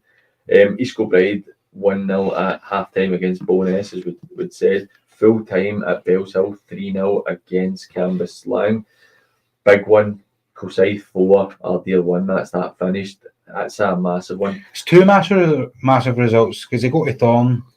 2 massive results on the downside. They go to Thorn, beat them 4-0, go to what's deemed as your next, challengers and beat them 4-1. And that shows for me what it shows how good a job Bailey's done there. And do you know somebody else as well that I'm going to just the way update you with the score there is Bailey Clyde have beaten. It's a great result. Beating Glencairn 1-0. Glencairn got a man sent off. Man sent off late on. But that's Bailey Clyde. Since they lost to the Meda on the 15th of March, they've beaten Thornhill 2-1. They've beaten Ardrossan 2-0. They've beaten Ashfield 3-1. And they've beaten Glencairn 1-0. So that's 12 points from the last 4 games. John has done an unbelievable job there. 2 promotions in a row. He's looking like potentially based off of this today, because they go ahead of Dawson and ahead of Cumbernauld, they're sitting in 8th place now. They've got a right good core of bodies at Bailey Clyde. We can give John all the plaudits that he deserves, but they're a right good unit, and they've not really let their good players go. They've managed to keep them, An interesting one at the bottom end of the Premier League. Yeah. St Caddock scoring injury time. It's 2-1 to St Caddock. Renfrew have beaten Mabel 2-1. It's a great result. Massive result there. 6-1 to Maryhill. It's finished against Yoker. You probably couldn't get two more contrasting surfaces than playing at Western Park and down to Maple. I know. They're very different. You need to take the sheep off the park, don't you? That's full time. It's full time at the Bens. They lose 2-1 to St Caddock. So that's, as you said that you thought Bens would go down. I think that's probably their form has just been so. Dargo have got to play them twice, I'm sure, as well, if I'm right in saying. So we're looking at the Bens lose 2-1 today, lost 1-0 to Pollock last week, 5-0 against Clydebank, 3-0 against Troon, 4-1 against Drumchapel, a draw with Glenafton, 5-0 against Talbot, 4-1 against Largs, 3-0 against Drumchapel. I thought you was reading my Wishaw results. 4-2 against Clydebank, 7-3 against Beath, 2-2 draw with Hurlford and a 2-1 win. We were sat in here when it was a 7-3 game. I've not seen. They were 2-0 up in that game. I've not seen their team line, but I'm aware. I'm 100% sure David played 70 minutes last week. 42, 43-year-old. That says it all. That's shocking in itself. And whether he's in a place where obviously he's playing at a really good level and he's a good player. Yeah. And he's in a position where he feels he has to play himself, and that is. We've just watched wee Sean Grady go leave Benburb and move to Arthurlie. I don't know the full circumstances behind that, but Sean's he's a good wee player. He's not really had a great deal of luck at this level, but for me, putting a 42-year-old ex-pro on the park before a boy in his mid-20s who's got a bit about him. I don't know what you say to that, to be fair, but there's players on his bench, mate. I had this in my time. I had to play a few games for Craig Mark last season because we were so ravaged with injury, particularly at the back, so I had to play. But I had it at a time as a manager at my amateur team, and I'm saying this, I'm going to ask you as about this. 3 each, Saltcoats, Knightswood. Wow, I said that might happen. Wow, that is massive. Come on, the poor full time. But I found that playing, because I was kind of done when I played, the players will start saying, I'll chin them for something, and they'll start saying, oh, well, you did this, and you're like, it's not about me. But you put yourself in that position, and I know you had to play a few times, particularly at East Kilbride. You put yourself in the position where you're open to extra criticism that you wouldn't be open to before. But people who worked with me at the time will tell you I hated it. I hated when I had to get called upon. It's very difficult. It's very difficult to even perform because you're thinking about everything else. You're watching what everyone else is doing. You almost forget you're in the middle of a game at times. Like, there was a period of time I thought I could do it, and I done a full pre-season, and then I thought I can't do this, and I said, right, I'm definitely not playing again. And then we played St Peters in the game, and I came on, and then that was no long before I ended up playing with Bloodhill actually at amateurs. But I think that was one of the reasons why you did it, didn't you? You signed amateur because then that would take away the chance of playing. Exactly. Because it's so easy just to say, well, I played at a decent level, I can jump in and do it. But it's even as a manager, and you're concentrating on so much other things, it's so hard to perform at even anywhere near the level you think you can, let alone you're not training consistently, you're not playing consistently. And I think you just open yourself up for criticism. You'd completely put yourself in a position that sometimes it's players will accept if it happens every now and again, and like you bring yourself on as a sub with 10 minutes to go because the players can say, we're in trouble here, we need another body to come on. But when you're playing yourself in a game, I'm not criticising, I don't know the exact situation, but when you get your manager who's in his 40s is playing 70 odd minutes. No, but there is people on the bench when he's going on, mate. That's kind of my point, you know. It screams at dire straits. I was going on at Craig Mark when we had nobody else, like with no other defenders to play, and it's like And the other sheep had went for a pee. They were away. They were talking to the other sheep at Kello that were just in the road. So it's quite a worrying scenario for them. So obviously that's a big one. Coinning have beaten the Meda, so don't begin these two the stink eye. He's a Meda fan anyway. Nah. Or a Coburnie or a Renfrew. No, Renfrew and Coburnie. I'm pleased for Kevin, not to be fair. Peasy, thank you very much for the update. Gala Ferradine are beating Gretna 1-0. So Broomhill are gone. Even Cumbernauld Colts winning still 1-0 at home to Linlithgow. Yeah. So Peasy makes a good point here. He says, I'll just put it up for the people on YouTube. Gala Ferradine beating Gretna 2, beating them 1-0. Broomhill would need a barrel load against Civil Service Strollers to escape relegation. I think we're looking at, hang on, I'll get it up just now. For that, we are looking. It's unrealistic. They're -8 right now, so they need to go and take at least 9 off a Civil Service. That's not going to happen. So Broomhill look like they're all but relegated. What's happened? Is anybody aware of the situation? Why was the game called off? I don't know. I don't know. Not sure what's happening. But we could be looking next season at Broomhill being a West of Scotland team. And by the way, I wouldn't expect them to be in a great shape. Do you know what it would remind me of a wee bit? The Bonnet on the Premier League. That's what I was going to say. That's the feel it's got into it. It's no. Don't get me wrong. I think in terms of like for us, and it's something new, and it's what we wanted was teams to go up. Would they still be able to afford to play Dumbarton? Well, they'll probably get better crowds.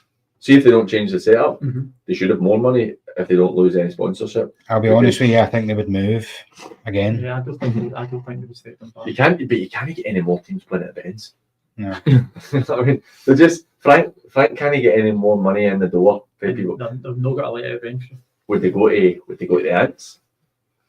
That's kind of where you're. So the Ants wouldn't now because they've got the ladies team playing on Sunday. And the Ants part's the worst I've ever seen it. Yeah. It's still decent enough. Yeah. But it's the worst it's been. I remember when I played there. Bristol used to use it for youth teams as well, didn't they? Scotland used to train on it. But at the same time, the Ants are in a position where you guys that mentioned £180 to play at the Bens. Yeah, it's a ton 80. So £180 to play at the Bens, similar to play at the Ants. Can the Ants knock back £180 every second week? It's not just £180, but because you have to offer teams a 4-hour slot, so it has to be between 12 and 4. So that £180 becomes £360.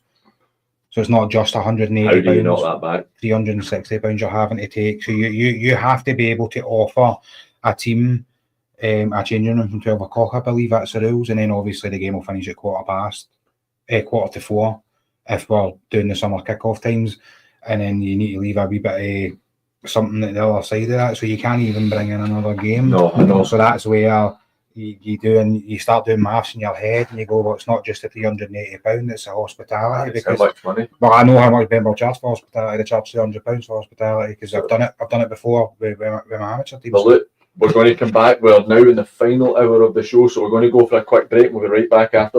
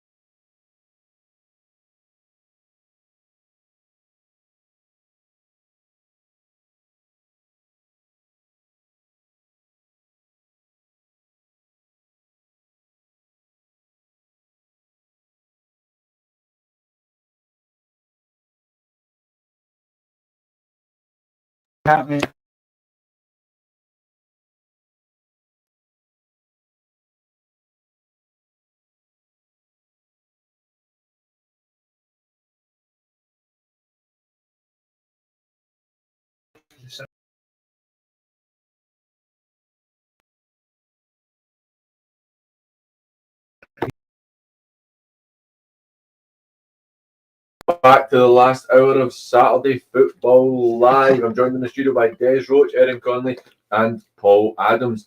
If you want to get in touch with us, you can get us on 07396 717 412. That's 073. I'm trying to do my thing. 07396 717 412. You can get us on X and Instagram at SAP Football Live, or you can get us in the comments section of the YouTube Live. So, PZ makes a point. We're going to try and see if we can get some managers and stuff. If anybody wants to phone in, please phone in. We are not going through the remainder of the season without a phone call, so somebody please phone in. But PZ makes a point. The Premier next season could be losing Clydebank and bringing in Broomhill, not an upgrade. I think that's generally the case with any promotion and relegation, to be honest with you, but particularly in this case, it's. I think he makes a fair point, Des. I think you said it just obviously, just off air there, and I don't mean this in any disrespect to Broomhill, but I don't really see what they offer to be competitive. And like I would see them come in and be bottom to middle half. If I'm perfectly honest, so I don't think there would be. I don't think they'd be challenging Pollock, Auchinleck, etc. Now I know budgets are going to be reduced massively next year, certainly from a couple of clubs that I've spoken to, but Broomhill, I don't think any of their teams would be scared of them. Right, so I touched on it last week, and you were slagging me because last week I was wrong. I said the Lowland League, you don't get many goals, and there was lots of goals last week.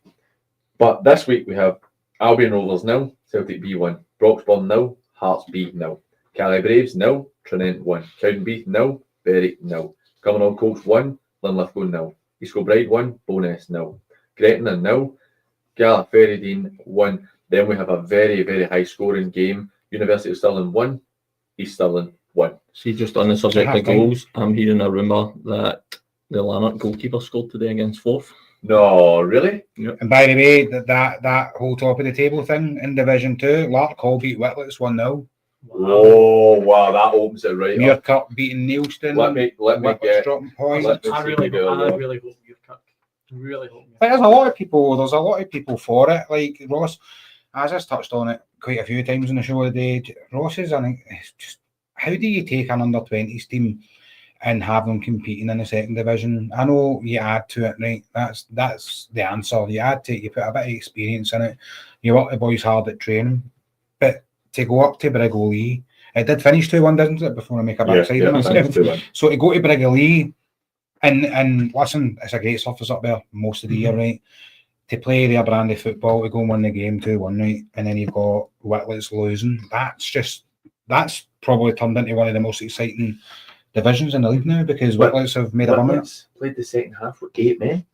Did they? I mean, so the updates via X and Facebook and stuff like that must have not been happening. And see, the thing is for me as well, see 8 men, Whitlets, that's bad for today. But what does that mean for suspensions in the next couple of weeks, which are really important games here? So there was only 2 updates on the X Twitter or the feed. There was only. You're still in trouble if you keep them private jokes, aren't you? I'm just somebody texting you saying, "Be pull my hat and take the shine off his head." At least we know which Paul? At least we know there's people watching it. There's only been 2 updates for the Whitlets Victoria X account, and that is basically matchday. Larkhall 0, Whitlets 0, Larkhall 1, Whitlets 0. Heroic effort from 8 men. That's a really hard one for Andy White to take up at Nielsen. That's a sore one. It's funny because Scott Perry, who is on the show with us, Scott should be back next week. He mentioned this weeks and weeks and weeks ago that Nielsen could fold, and I'm not saying they folded, but he's been pretty accurate. They've dropped a lot of points, and they've been fortunate that other teams have dropped points as well. But that's and Daniel said the naivety of youth for Muirkirk. They just doesn't matter who they play. We'll take a beating. We'll beat you next week. We'll beat you next week. Right. I think it's brilliant. Definitely. And it's really opened the division up, hasn't it? Because now you're looking, and Muirkirk with the games in hand, they can actually go and win the league now. Right. You know, which I wouldn't have said before. I'd say, right, so let's have a wee gander at the league tables right now. So Muirkirk, Whitlets 28, 60 points. Nielsen 27, 58 points. Muirkirk 54, 24. So they have 4 games in hand on Whitlets and they're 6 points behind. They have 3 games in hand on Nielsen and they're 3 points behind. And they now have 2 games in hand on. Did Lanark lose? No, they won. No, they won They won 3-1. 3-1. So there you go. The 2 of them are pushing in. Is it possible that Nielsen slip out of the promotion zone? Yeah, I mean, but mathematics tell you yes, it's very possible. Well, they're now only 4 points clear of Lanark, and Lanark have a game in hand. They don't have each other to play though, so Lanark have Cambuslang, should beat them, but then they have Muirkirk. That's a really big one. Yeah, huge one. Then they've got Les Mexico. You would assume a victory, but in the circumstances, Whereabouts is Lanark Muirkirk? Who's home? Lanark. And then final Big day, park, isn't it? Didn't it? final day, Lanark have Whitlets. So that's what Darryl said on the show, that he feels they've got a right hard He's got some big games in there. hard running. He's got two Really. or three, big games out of the 5 that they've got left. They've ticked off one a day against fourth, and although fourth are lingering at the bottom end of that table, it's Kings Hill's not an easy place to What I go. would put out there is Nielsen's remaining 3 games: Cali Locals, the Ants, and Yoker. That's Teams that are struggling. that's a very. We obviously don't know how to go, but that's a very favourable It's great 3 games. That's about as good as you could get. For You've the got a last team 3 battling for promotion against teams that are trying to save themselves in the league.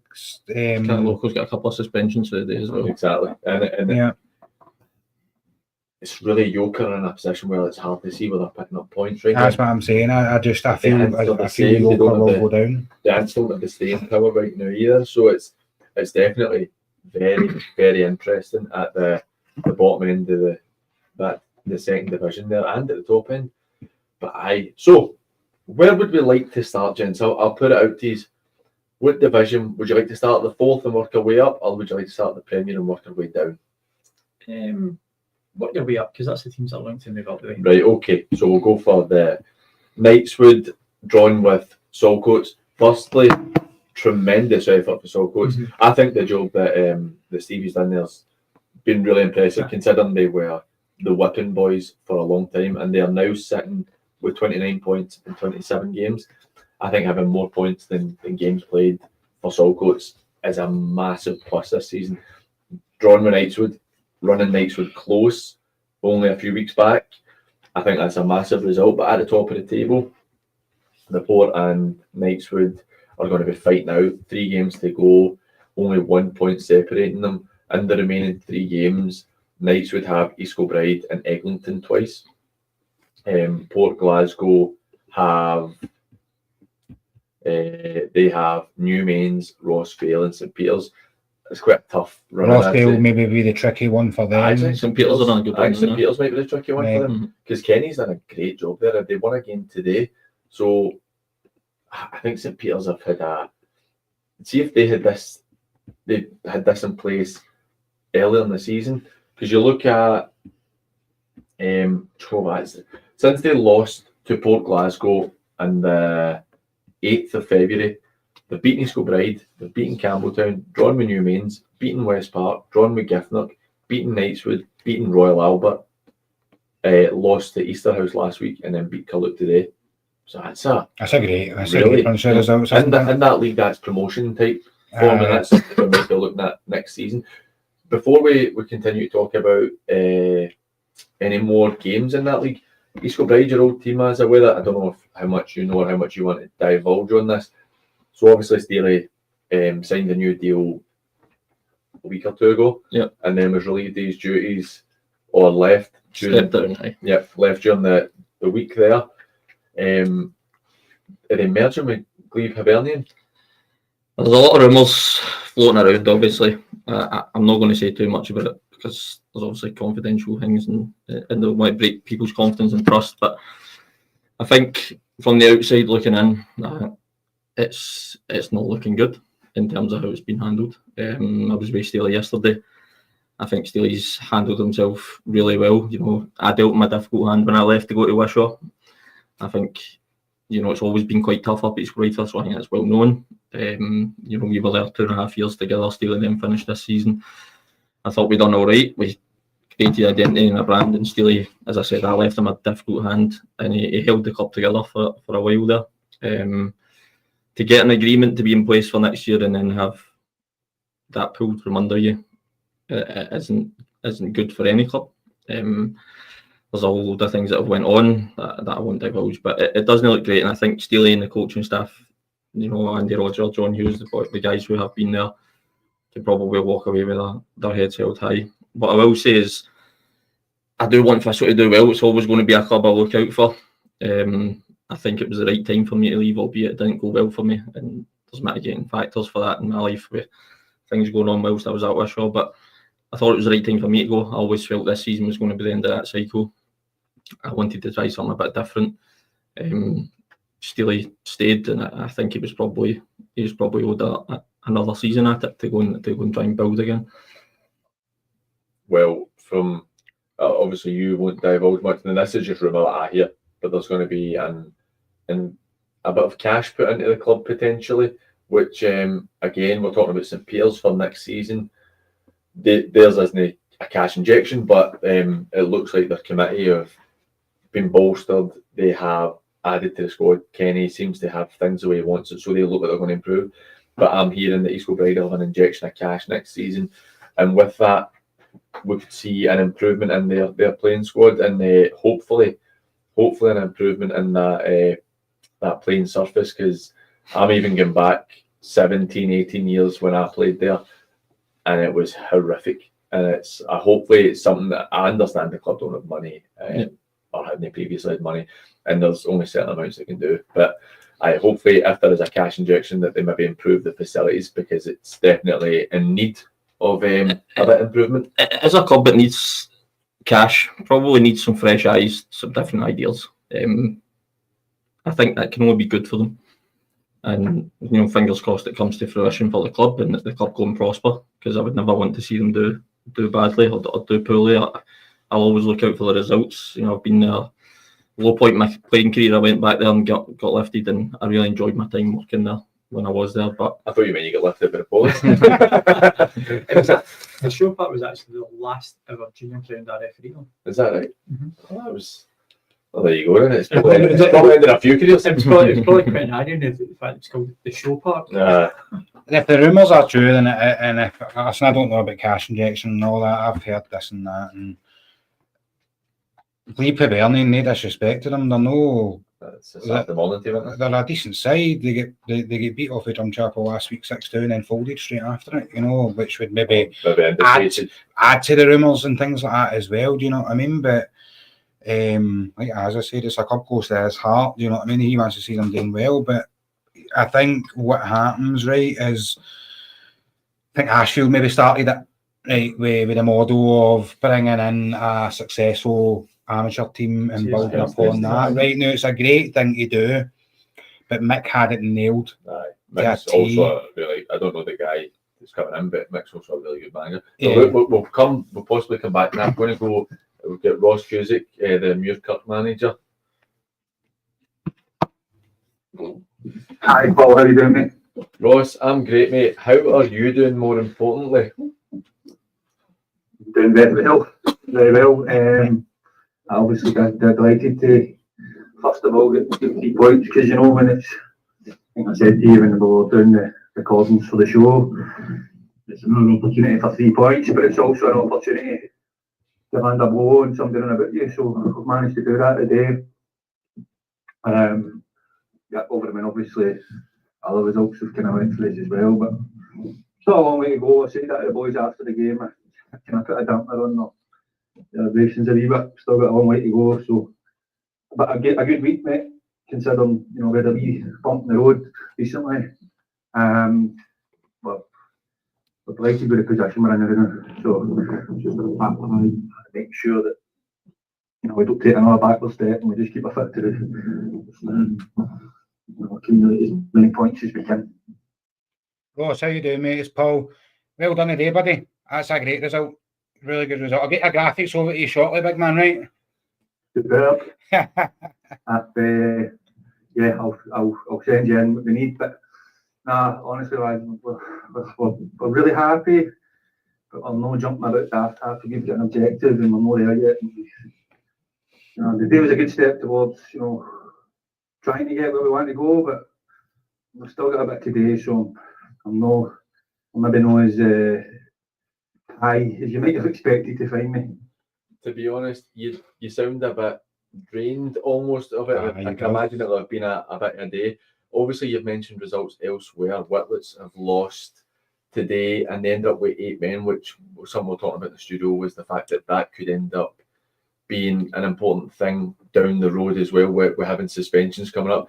You've got Yoker coming up next week.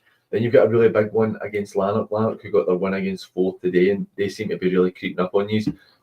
How are you feeling getting into the next couple of games after, like we'd spoken about, you'd dropped points in 3 games in a row, but that's back-to-back wins, and it looks like the form's coming back. I think, see, honestly, other than the Maryhill game, I thought we were really disappointed in the Maryhill game.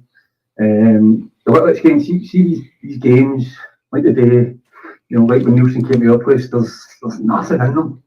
So it's just about moments. I wasn't that, as much as I was disappointed not to take it in the Whitlets, in terms of performance, didn't really complain. I couldn't ask for much more. Didn't fall for us. The Maryhill game was a sore one because we never showed up. And then after that, we've put back-to-back wins on the board, obviously coming away to Nielsen. But I think many people tipped us on your predictor that you did last night. So, yeah. What I'll say, Ross, is I backed you for a draw, and the guys in the studio backed you guys to win. Steve Paul knows his stuff. And who else is in the studio? You've got Des and you've got Erin Conley as well. So the guys went with yourselves, and I don't think I've ever heard anybody say that Paul knows his stuff. Listen, that's a knowledgeable panel you've got there. So thank you for holiday, PG. Oh, cheers, mate. Thank you. Look, mate, congratulations on your win, and go and enjoy your night, and hopefully get yourself just whatever you want to do, just enjoy yourself and pick yourself up. You do seem a wee bit drained. Aye, a dark room. I just said to one of the boys that centre half felt like a Tenerife flight. Look, mate, I appreciate you coming on. Enjoy your weekend. Cheers. Thanks, lads. All the best. He does. He sounds absolutely knackered, doesn't he? That sounds drained, to be honest, and that's what football does. That's what football does to you. It does. Honestly, I used to come up the road. I could have went and refereed 90 minutes in the SPL or whatever in Cott Road, and I was fine. See, standing for 2 hours at the side of your park, I'd come up the road. I would just go upstairs with a sore heat. Yeah, it's just the constant. You don't even get to celebrate the wins when you're on coaching staff or a manager. No. It's just relief, and then think about the next one. It comes and goes so quickly. Mm-hmm. It's a difficult one. And the worst thing is, the first thing you do when you wake up on Sunday morning is you check your phone because you know you've got messages, you know what you're stuff. Yeah, you look for what's coming next week. He mentioned something really important there. No, don't say Paul knows what he's talking about. No, he mentioned something really important there. He had to ground his players. Mm-hmm. He said they got a bit excited, and they're entitled to get. Players are different for management, aren't they? They're entitled to get excited, but he knows that they've still got, I think there's 6 or 7 games left, and ultimately they need to go and do their job there as well. The players can go up the road and enjoy themselves. The managers don't. Can he? Aye, it's a different thing, and I think no criticism of players. When you lose, you're down for a bit, but then if there's like a night out or something planned, you can quickly get yourself out of it, and you'll be with the boys, and you'll start talking and a laugh and stuff, and you can get out of it. But when you're a manager or a coach, you're very much on your mind for the rest of the day, maybe the next few days, until you start to properly prepare for the game ahead. No, as I'll be able to tell, I mean, you finish the game on the Saturday, and the first thing you think of is, right, what am I doing on Tuesday? Right. It's as I said, it's just a relief if you get a win, and if you lose, it's almost sleepless nights at times. And even when you win games, you're then watching it back, trying to identify what can we be better, what can we improve, thinking about the next week. It's just contest 24/7. It's a difficult role to be in, and for some reason you wonder why you put yourself in that position, to be honest with you. So we were on the 4th division. I think we'll maybe move on to the 3rd division. I'm hoping to see if, just as I say that, he replies. I'm going to get Bailey on the phone after their very impressive win against whoever they were playing today, because I can't remember that, against Ardea, which was a massive win for them. So see if we can get Bailey on the phone.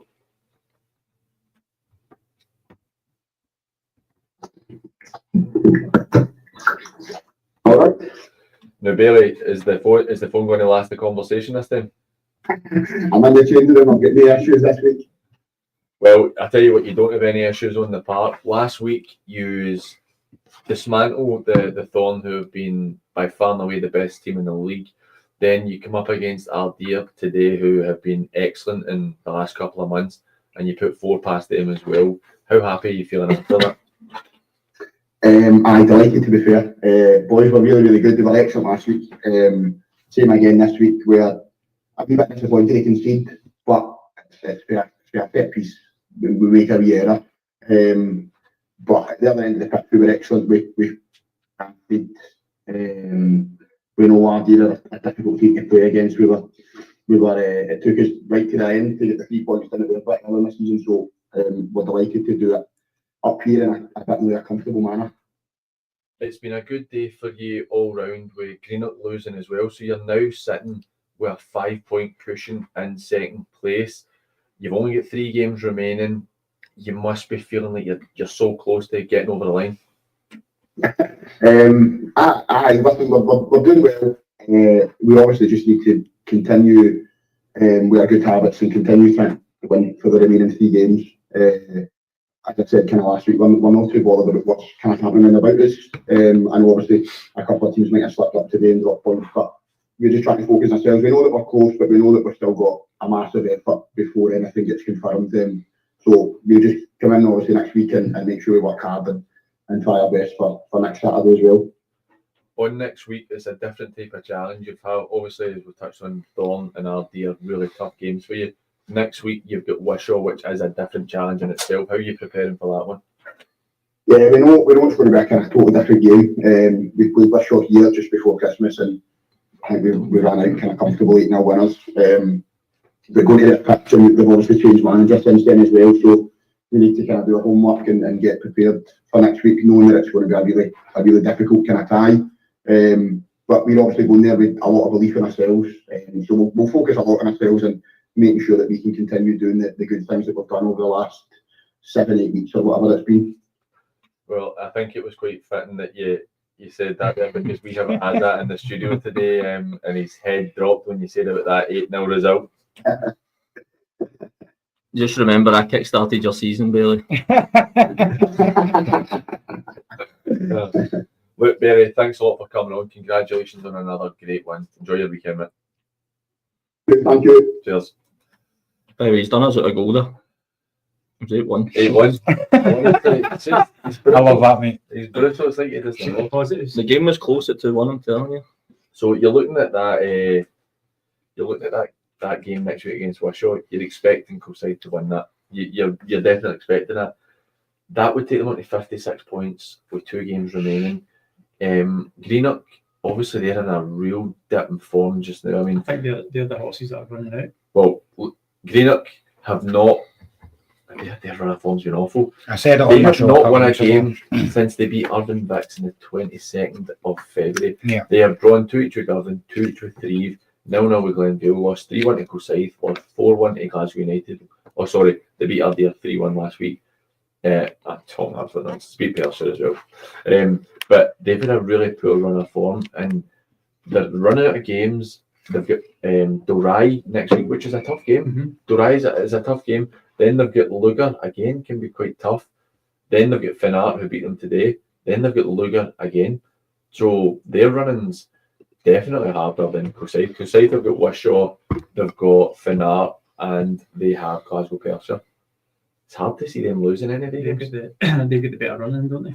Yeah, they really do. And down at the bottom end of the table, with how results have gone, Irvine Vicks, Kev Adams with 4 goals today in their 4-1 win against Bealleven. That puts them tied in points with Bealleven. They were 17 goals worse off, but now it's only 9 with a swing. So that they've closed that gap right down. Glasgow United losing again, so they're struggling. Wish obviously gone.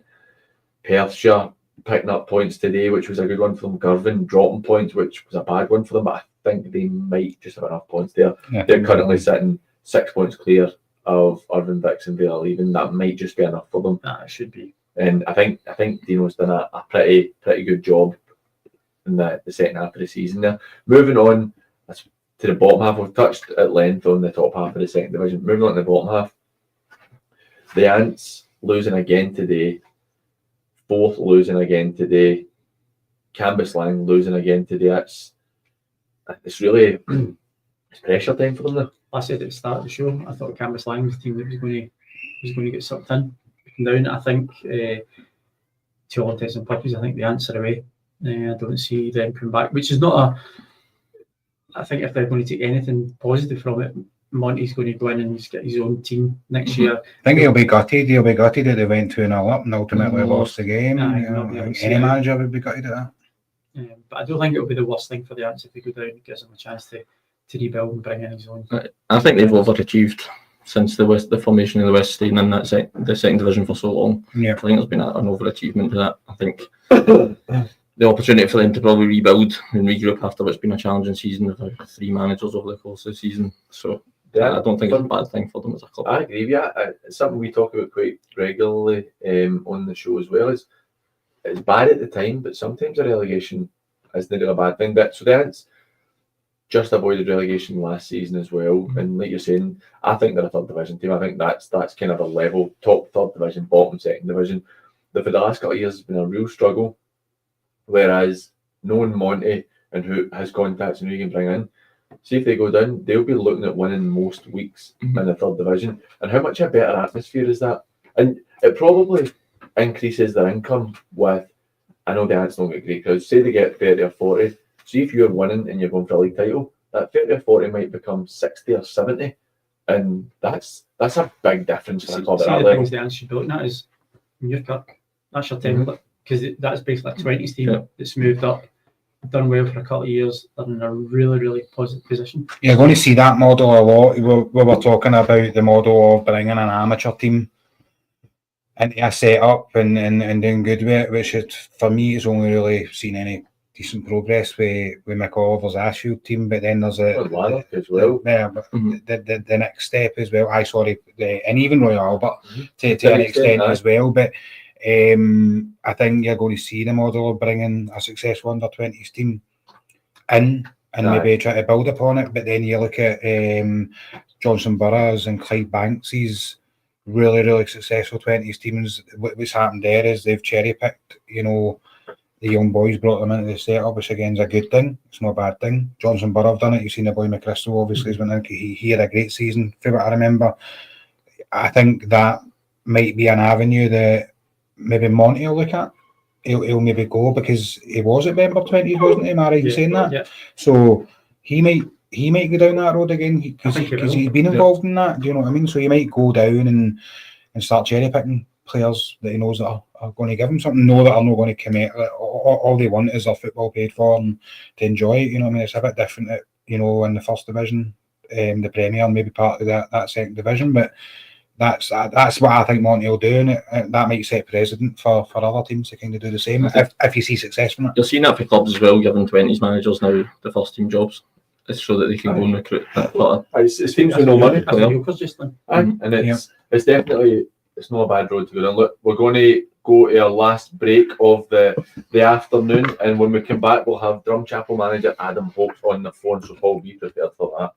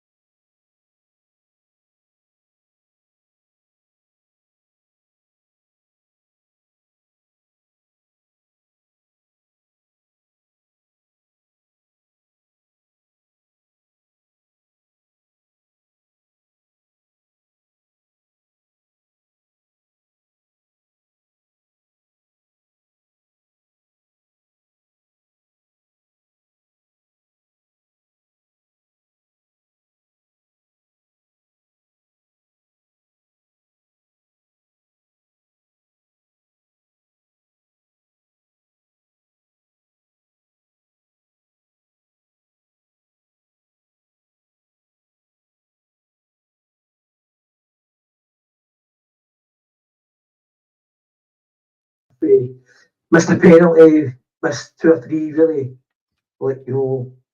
glaring chances, but we didn't win at half time, but we probably should have been 4-0 up.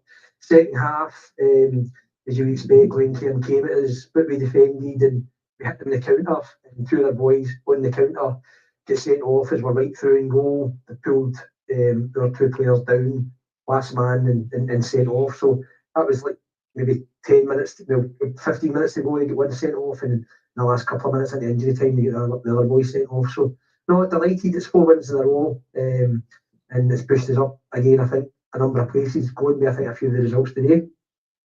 It's a great result for you. Something we were talking about in the studio just before the game finished. It's been a massive upturn in form for you recently. That's 4 wins in the bounce now. What's changed for you to start picking up so many points?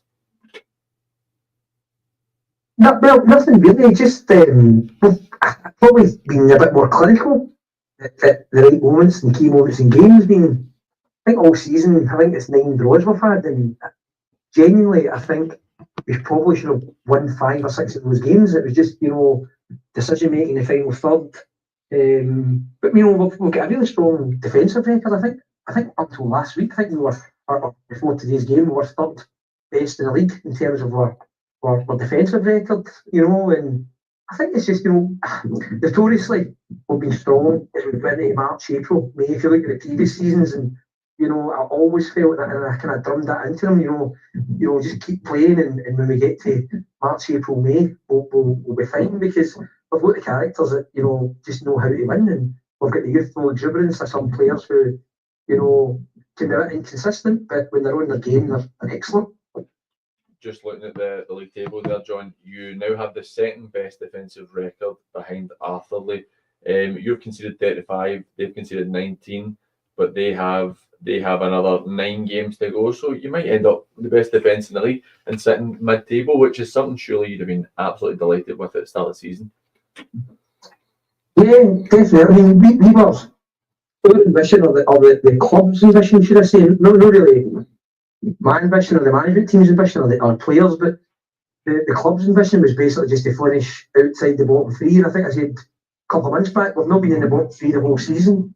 We've been 5th bottom, 6th bottom, sitting in that 10th position for a number of weeks. So it never really entered my mind, in terms of, you obviously looked at it at times, but I just thought with the quality we've got and the players we've got, kind of mindset, we've got winners in there, we're winners as a management team, so we're always going to look to kind of push on in this league. It is difficult, it's a tough division, but the thing is, we've come into this in 2 back-to-back promotions. Everybody pretty much wrote us off at the start of the season as probably one of the 3 that would be going down, and with the money, the budget, and the resources that we have, we're certainly punching way above our weight, mate.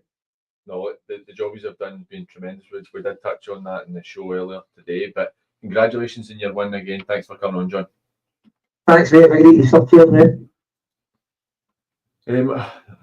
It's been incredible the run they've got. Right, we're going to go back to Hopi and see if we can get them. We've got a couple other calls lined up as well. So Hopi 3-2 for Drumchapel against Darbo today.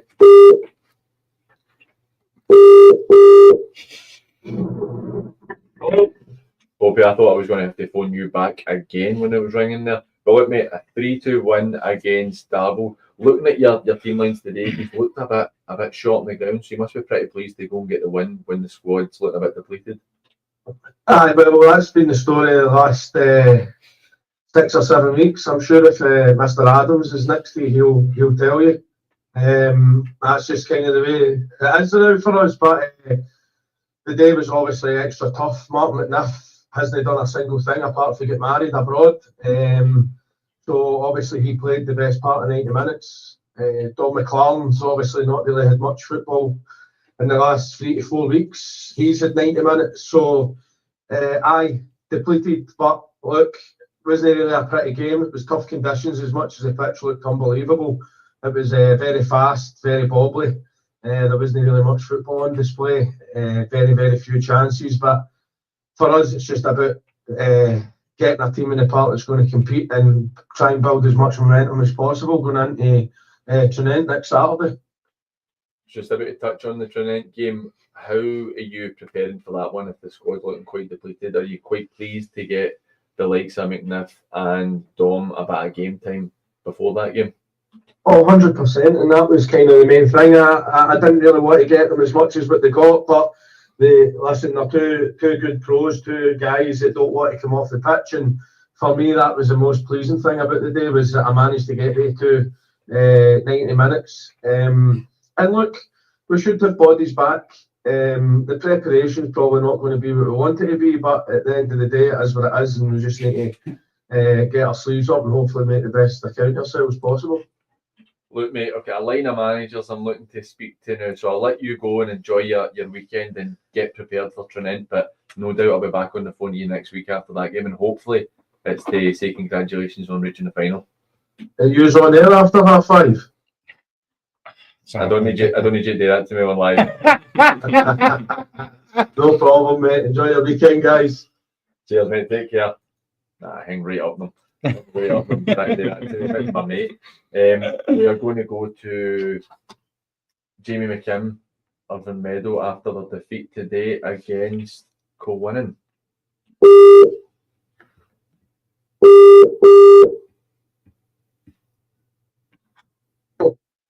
Jamie, 3-2 today. It looked like you were at one point going to be able to at least get a point out of the game. How are you feeling after it?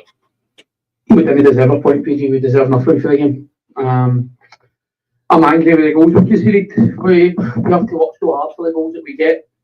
And honestly, the 3 goals that go in and get, and it's nothing against it, they're so easy. Honestly, an own goal. And then the other 2 are just poor defending from us. So I'm taking that one quite hard, to be honest.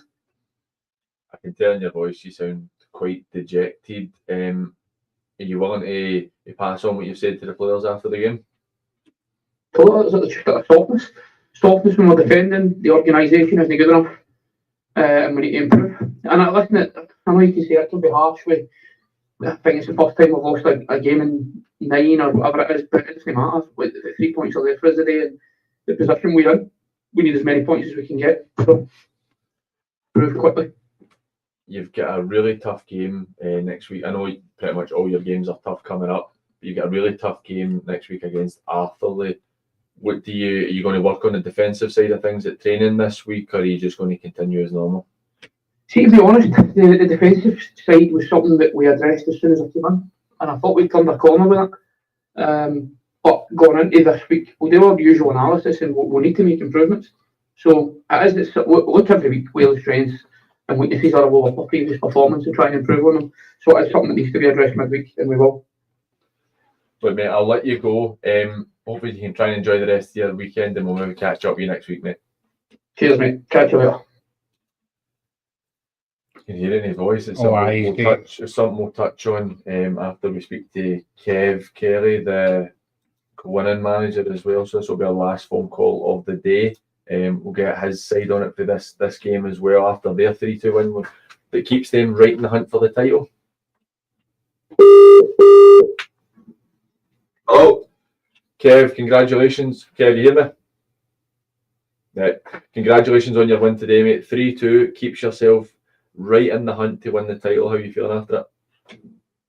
Over the moon, Paul. Over the moon. You know, it's a credit to the players. We've had a bit topsy-turvy week in the sense that, you know, you have to train really late on Tuesday because you think you've got a game on Wednesday, and then the game gets called off last minute on Wednesday, and then you need to regroup Thursday to go again the day. So, you know, it's a credit to the players, and especially, you know, the coaching staff with John and Saunders and Blackie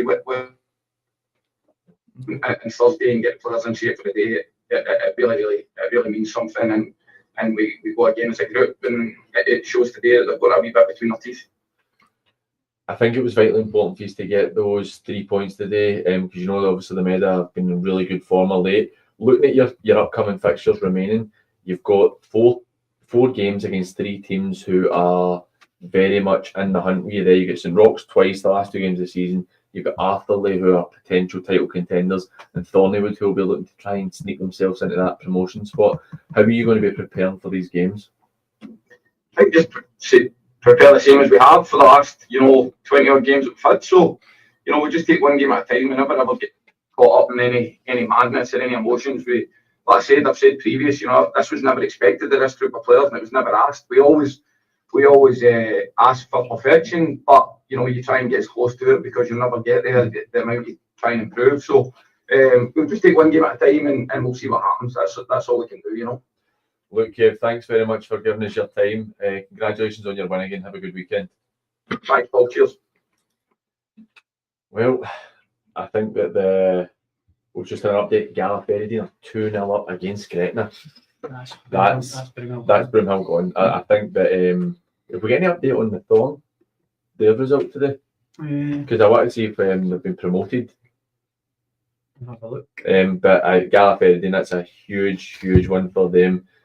I think that I just don't see any way that Broomhill can dent with this. I think it will depend. I mean, they're down and out now. It's what happens next one, isn't it? Mm-hmm. It's where they go for there. Like I said, we've mentioned previously on the show today, with the reconstruction thing. Well, that isn't set in stone yet. So whether Broomhill are a team next year or where they're going to go, it's hard. I think listening to Kevin, he sounded a lot better than what Jamie did before. And you mean you look at it, Cumbernauld, Colts 2-0 up against Linlithgow, so guaranteed safety. All they needed was a point. Cowdenbeath 1 up against Berwick. East Kilbride 2 up. It's beyond. They'll just be wanting to get through today because of the big game with Brora next week. Mm-hmm. That'll be their focus. I wonder if East Kilbride have. I know they're winning, but I wonder if East Kilbride have made a lot of changes for today's game to try and get themselves. The results since they've won the title, the results haven't been. It's not fluctuated. Aye, and that's expected. You've seen it with Clydebank this year in the West Premier. They've got the one each a day. They lost last week to Largs. I think naturally that's going to happen with teams once you won a title. But the difference is with East Kilbride is they have to keep momentum, so they can't think about the squad too much, because they've got another game ahead. Yeah, they've got two massive guys. It's a double header. So it's a massive game for them, and then not only that, they've got to go and take on Club 42 after that as well. Do you know what I mean? Who it's looking like Bonnyrigg still, is it? As far as I'm aware, it's still going to be Bonnyrigg, and it's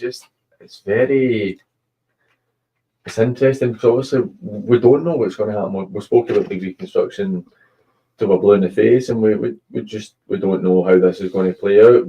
That's the stupidity of it, isn't it? I know it would be much easier if they just said this is how it's going to be. East Kilbride are now actually 3-1 up. Bonus have pulled a goal back there. Cowdenbeath 2-0 up against Berwick Rangers. You look at these teams who have come down for the league, and we're talking about Bonnyrigg. I know Bonnyrigg have gone up through the Lowland League and been promoted, so they understand how it is. But the best placed team have been Rovers, sitting in 6th place. All the teams that have come down, and most of them. I mean, he's still in 9th, so bottom half. Cowdenbeath 10, Berwick 15. You know what I mean? They're no shining themselves in a great light, and that's maybe why the force will get put on them come a couple of weeks' time or whenever the decision's going to be made. Thorn won 4-0 PG. 4-0 away to a shot today. So that's congratulations to Thorn Athletic on their promotion. Back-to-back promotions into the 2nd division now, so they're going to be a great addition to that 2nd division next season. Would you be surprised if they were a team who were pretty competitive and trying to go up? I think they'll be competitive 100%. I think the issue they might have is retaining some of the players now. But I thought that last year they'd managed to retain most of the squad, but given that they went down a double promotion and done it so comfortably, I think they may have an issue with 4 or 5 of the players that are definitely good enough to go and play at a higher level. So the boy Nathan McClellan probably springs to mind. He's man of the match today again. He's been man of the match quite a lot. I think he's scored goals as well. I agree. I think for him, your Kirk will both be in quite similar positions. The larger clubs will be circling around them and paying attention to them. Yeah, that is the issue you face when you're a lower team. There will come a time where they're probably going to be picked apart. It's been all right the last couple of years, but they're too well known now. I think as well as the age profile of the player changes, it's fine 18, 19 playing Division 4, Division 3, but 21, 2021, you've played 100 games at that level, and a team for the first division or lower end of the Premier League maybe comes in. I think at that point you're feeling like you're ready to go. I think the best example of that is we had him at Renfrew, Kieran Healy. Kieran was playing 20s with Johnson Burough. We had him at Renfrew for a couple of years. He went to Auchinleck and he wasn't getting a game, and we've told him, just bide your time. Then eventually became the Auchinleck captain and a stalwart of the team. Unfortunately for injuries, he struggled. But these are the kind of guys that the big teams are going to become looking at. That's football, isn't it? It's just that's the nature of the beast. And what I would actually quite like to see is, because we've been big advocates for the Thorn, is I'd quite like to see a couple of them maybe get a wee chance to step up into professional football.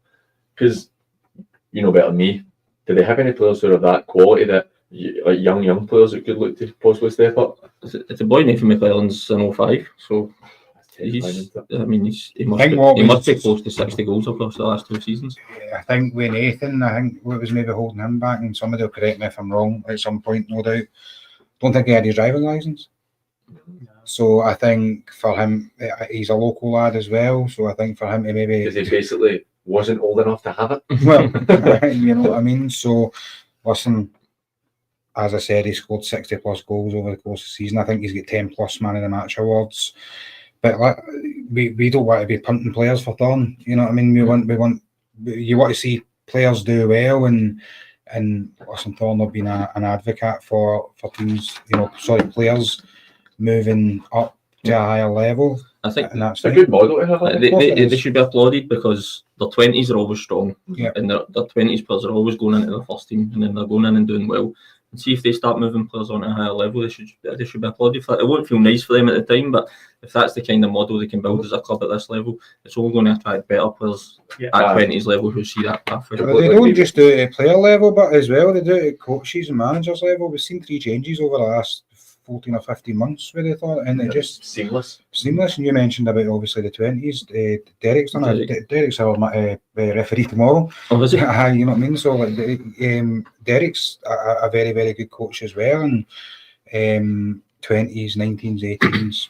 I think they've got to be commended for the job. But it's incredible. As you said, it's going to attract people to come. It's going to attract boys who are dropping out of youth football at 15, 16 will say, I might be fancy going to. I also think you're starting to see in that area, right, I'll use St Mirren as an example. You're now in the position where if the Thorn are in the second division, maybe in 2 years' time, 3 years' time, they just continue to go, you're possibly in the Premier League, and you can say to boys at St Mirren, 17, 18, you're not going to get the first team here, come to us. No. Or you build up a good relationship with St Mirren, and you say, can we get your young players and loan them out? And you're putting yourself in a position. See if you're wanting to let players go, you put yourself in a position where that's what I was saying earlier. I believe that's what non-league football should be. It should be a breeding ground for young players who aren't quite ready to play professional football. Absolutely. And there'll always be an element of players who are a bit older dropping down, and I think that's great for experience of the young players as well. But as a manager, I always felt that my job was to develop good players. It wasn't to win on Saturday, and I understand that sounds strange, but I always felt like at the club and the level I was working at, see if we can develop good young players. I mean, the average age of our squad was 20 and 21 over the course of 2 seasons. Many teenagers coming through, and we didn't always get results. We were really inconsistent, but I would say most of the players I worked under us would say they improved. And I think if more of us done that, and that's not a criticism of anyone, but if more of us done that, I think the product would continually get better. And young players in this country were always shouting about it. Young players don't get a chance. We'll see in the West of Scotland League, they actually do. We've seen a wee bit of a strange one where the boy for St Mirren went to Owen Carey. Went from St Mirren to Arthurlie, and within 2 weeks, Johnson Burough snapped him. Yeah. That's wild. You know what I mean? When you're taking because Arthurlie have notoriously had a great relationship with St Mirren over many years. You know, they play a friendly at the beginning of the season, and the boy Owen's a great player, but again, it's a flexy muscle. You know, you don't want to see that happen. You want players. I don't know if Owen's getting a huge amount of game time at Borough, he might be, but you're absolutely spot on. See that fourth, that third, and maybe a large part of that second division. It should be a platform for young players that are maybe dropping out at that level. I'm conscious we've only got a few minutes left. Paul Smith, who is one of the members of the channel, which is greatly appreciated, and if you would be interested in helping us out and becoming a member of the channel, it would genuinely make a huge difference to us. So you can just go onto YouTube and you can do that. Also, big shout out to our sponsors BSN and Roxburgh Insurance Brokers, and also a big shout out to East End Community Radio. The guys put on a great shift here. Some of the shows they put on are excellent as well, so make sure you tune into them. But before we finish up with PG versus the pundits, Paul Smith has said if Clydebank don't go up and Broomhill go down, that means 4 teams will be relegated to the Premier League. Is that how it's going to act? It's more of an East Kilbride thing, I think, isn't it? If East Kilbride go up, because it filters up the way, isn't it? So if East go, but it has to filter down, because if Clydebank don't get promoted and Broomhill are relegated. So I mean, again, so it just goes back to what we're going to be playing next. So if that's the case, then your bottom 4 in the Premier League for me are gone. You've got Benburb, Shotts, Gartcairn and Darvel. They all look gone. Hurlford have got Shotts next week. Yeah. Now, if Hurlford don't lose that game, I don't think you can say 4 can go down now. Is that what he's meaning? Aye, but how can you know? You can't have 17 teams in the Premier League. I don't know. There must be something in the constitution. I would need to actually look at something. I don't think you can turn it. It's always been 3 down, mate. But you'd have 17 teams in the Premier League. I don't know how. But then you'd have to have 17 teams in the 4th division if that's the way it worked. So it's a domino effect. So I don't. If there's anybody that actually knows the answer to that, that's something we'll do a bit of digging for. Tell you who not to ask.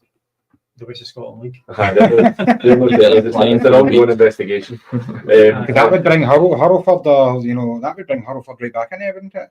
No, they're still clear of. They're still 5 or 6 clear. So it would be the 4 that we thought they've would be got relegated next week as well, which in itself, if they don't lose that, I think they're probably safe. I think so as well, but you never know. You just never know. All it takes is they lose the Shotts next week. Actually, have we look to see what happens if they lose to Shotts next week? See if the table's been updated yet. No, it's not. If they lose to Shotts next week, Shotts are sitting on 18 points. Then it goes to 8 points between it, 5 points with a game in hand. Then it's right back on. But if you beat them, you're 11 points. Shotts have got 5 games left. There's no way they're catching them. And Benburb are sitting 6 points behind Hurlford with a game in hand. I still don't even see Benburb being able to win 3 games. Nah. They've only won 4 in the first 24, so it's highly. You're asking these 3 or 4 teams at the bottom to go and win the same amount of games they've won all season. To do something they've not done all season. So something's got to give. And I've said I think it. I think it will be Shotts. It might just. Peasy's put a comment on as well. We're really running out of time here, but what if Bonnyrigg don't come down? Then it's just the Lowland League stays as is. Because they'll have won the playoffs. They'll have won the playoffs, so it's exactly like last year with Dundee beat East Kilbride. East Kilbride would get that would stay exactly. Status quo. East Kilbride would then go into the West. And that would absolutely kill them. Yeah, I think that would kill Mick Kennedy. That would kill Mick. I think that he's obviously quite so he's made it clear of his ambitions to go higher, which absolutely. 100%. As a person, you want to thrive and you want to be better than yourself as a team. If that was to happen, I think. But look, I don't know Mick personally, but what I do admire about him is his ambition. Yeah. The thing is, he's very open about it, and I think that's commendable. But look, so PG versus the pundit, civil service, and Broomhill was off. We both went for the Shotts and Troon draw. He's copied me on that one. That was ridiculous. Just kind of. Then I've gone for the draw, and you went for Meadow, so we're both wrong. Sorry, sorry, Des. For the Nielsen Muirkirk game, I was wrong with the draw. You guys went for Muirkirk. Well, Des went for Nielsen. And then Coolside and Ardere both went Coolside and Ardere, and then it comes to the wire. But I'm actually going to quickly check on Twitter. We've got a wee second left. A wee minute left, Easterhouse, to see how it played out that, because it's the last. I think Easterhouse definitely won because I've got a message for Josh. So there you go. Not pleased. Right, okay. So there you go. So I got that one right. So we're now a draw, another draw. So sitting at 3-3 out of the 5 today. So another draw. So I stopped the rut again. So I'm really happy with that. But look, guys, thank you very much for for coming on the show today. Thank you very much to everybody for watching. Paul, who do you have on Wednesday? Do you know yet? No. No. Right, check Maxie, I think. Right, Stuart Maxwell. Aye. Right. So we've got Johnny Bailey is on tomorrow night. I'm not even sure he's got on. So his WOSFL Weekly is on. So make sure you check that out live on YouTube. We've got Paul on Wednesday with Stuart Maxwell, and we've got Shane Brooklyn on Thursday with their All Talk Scottish Premiership. So thank you very much for tuning in today.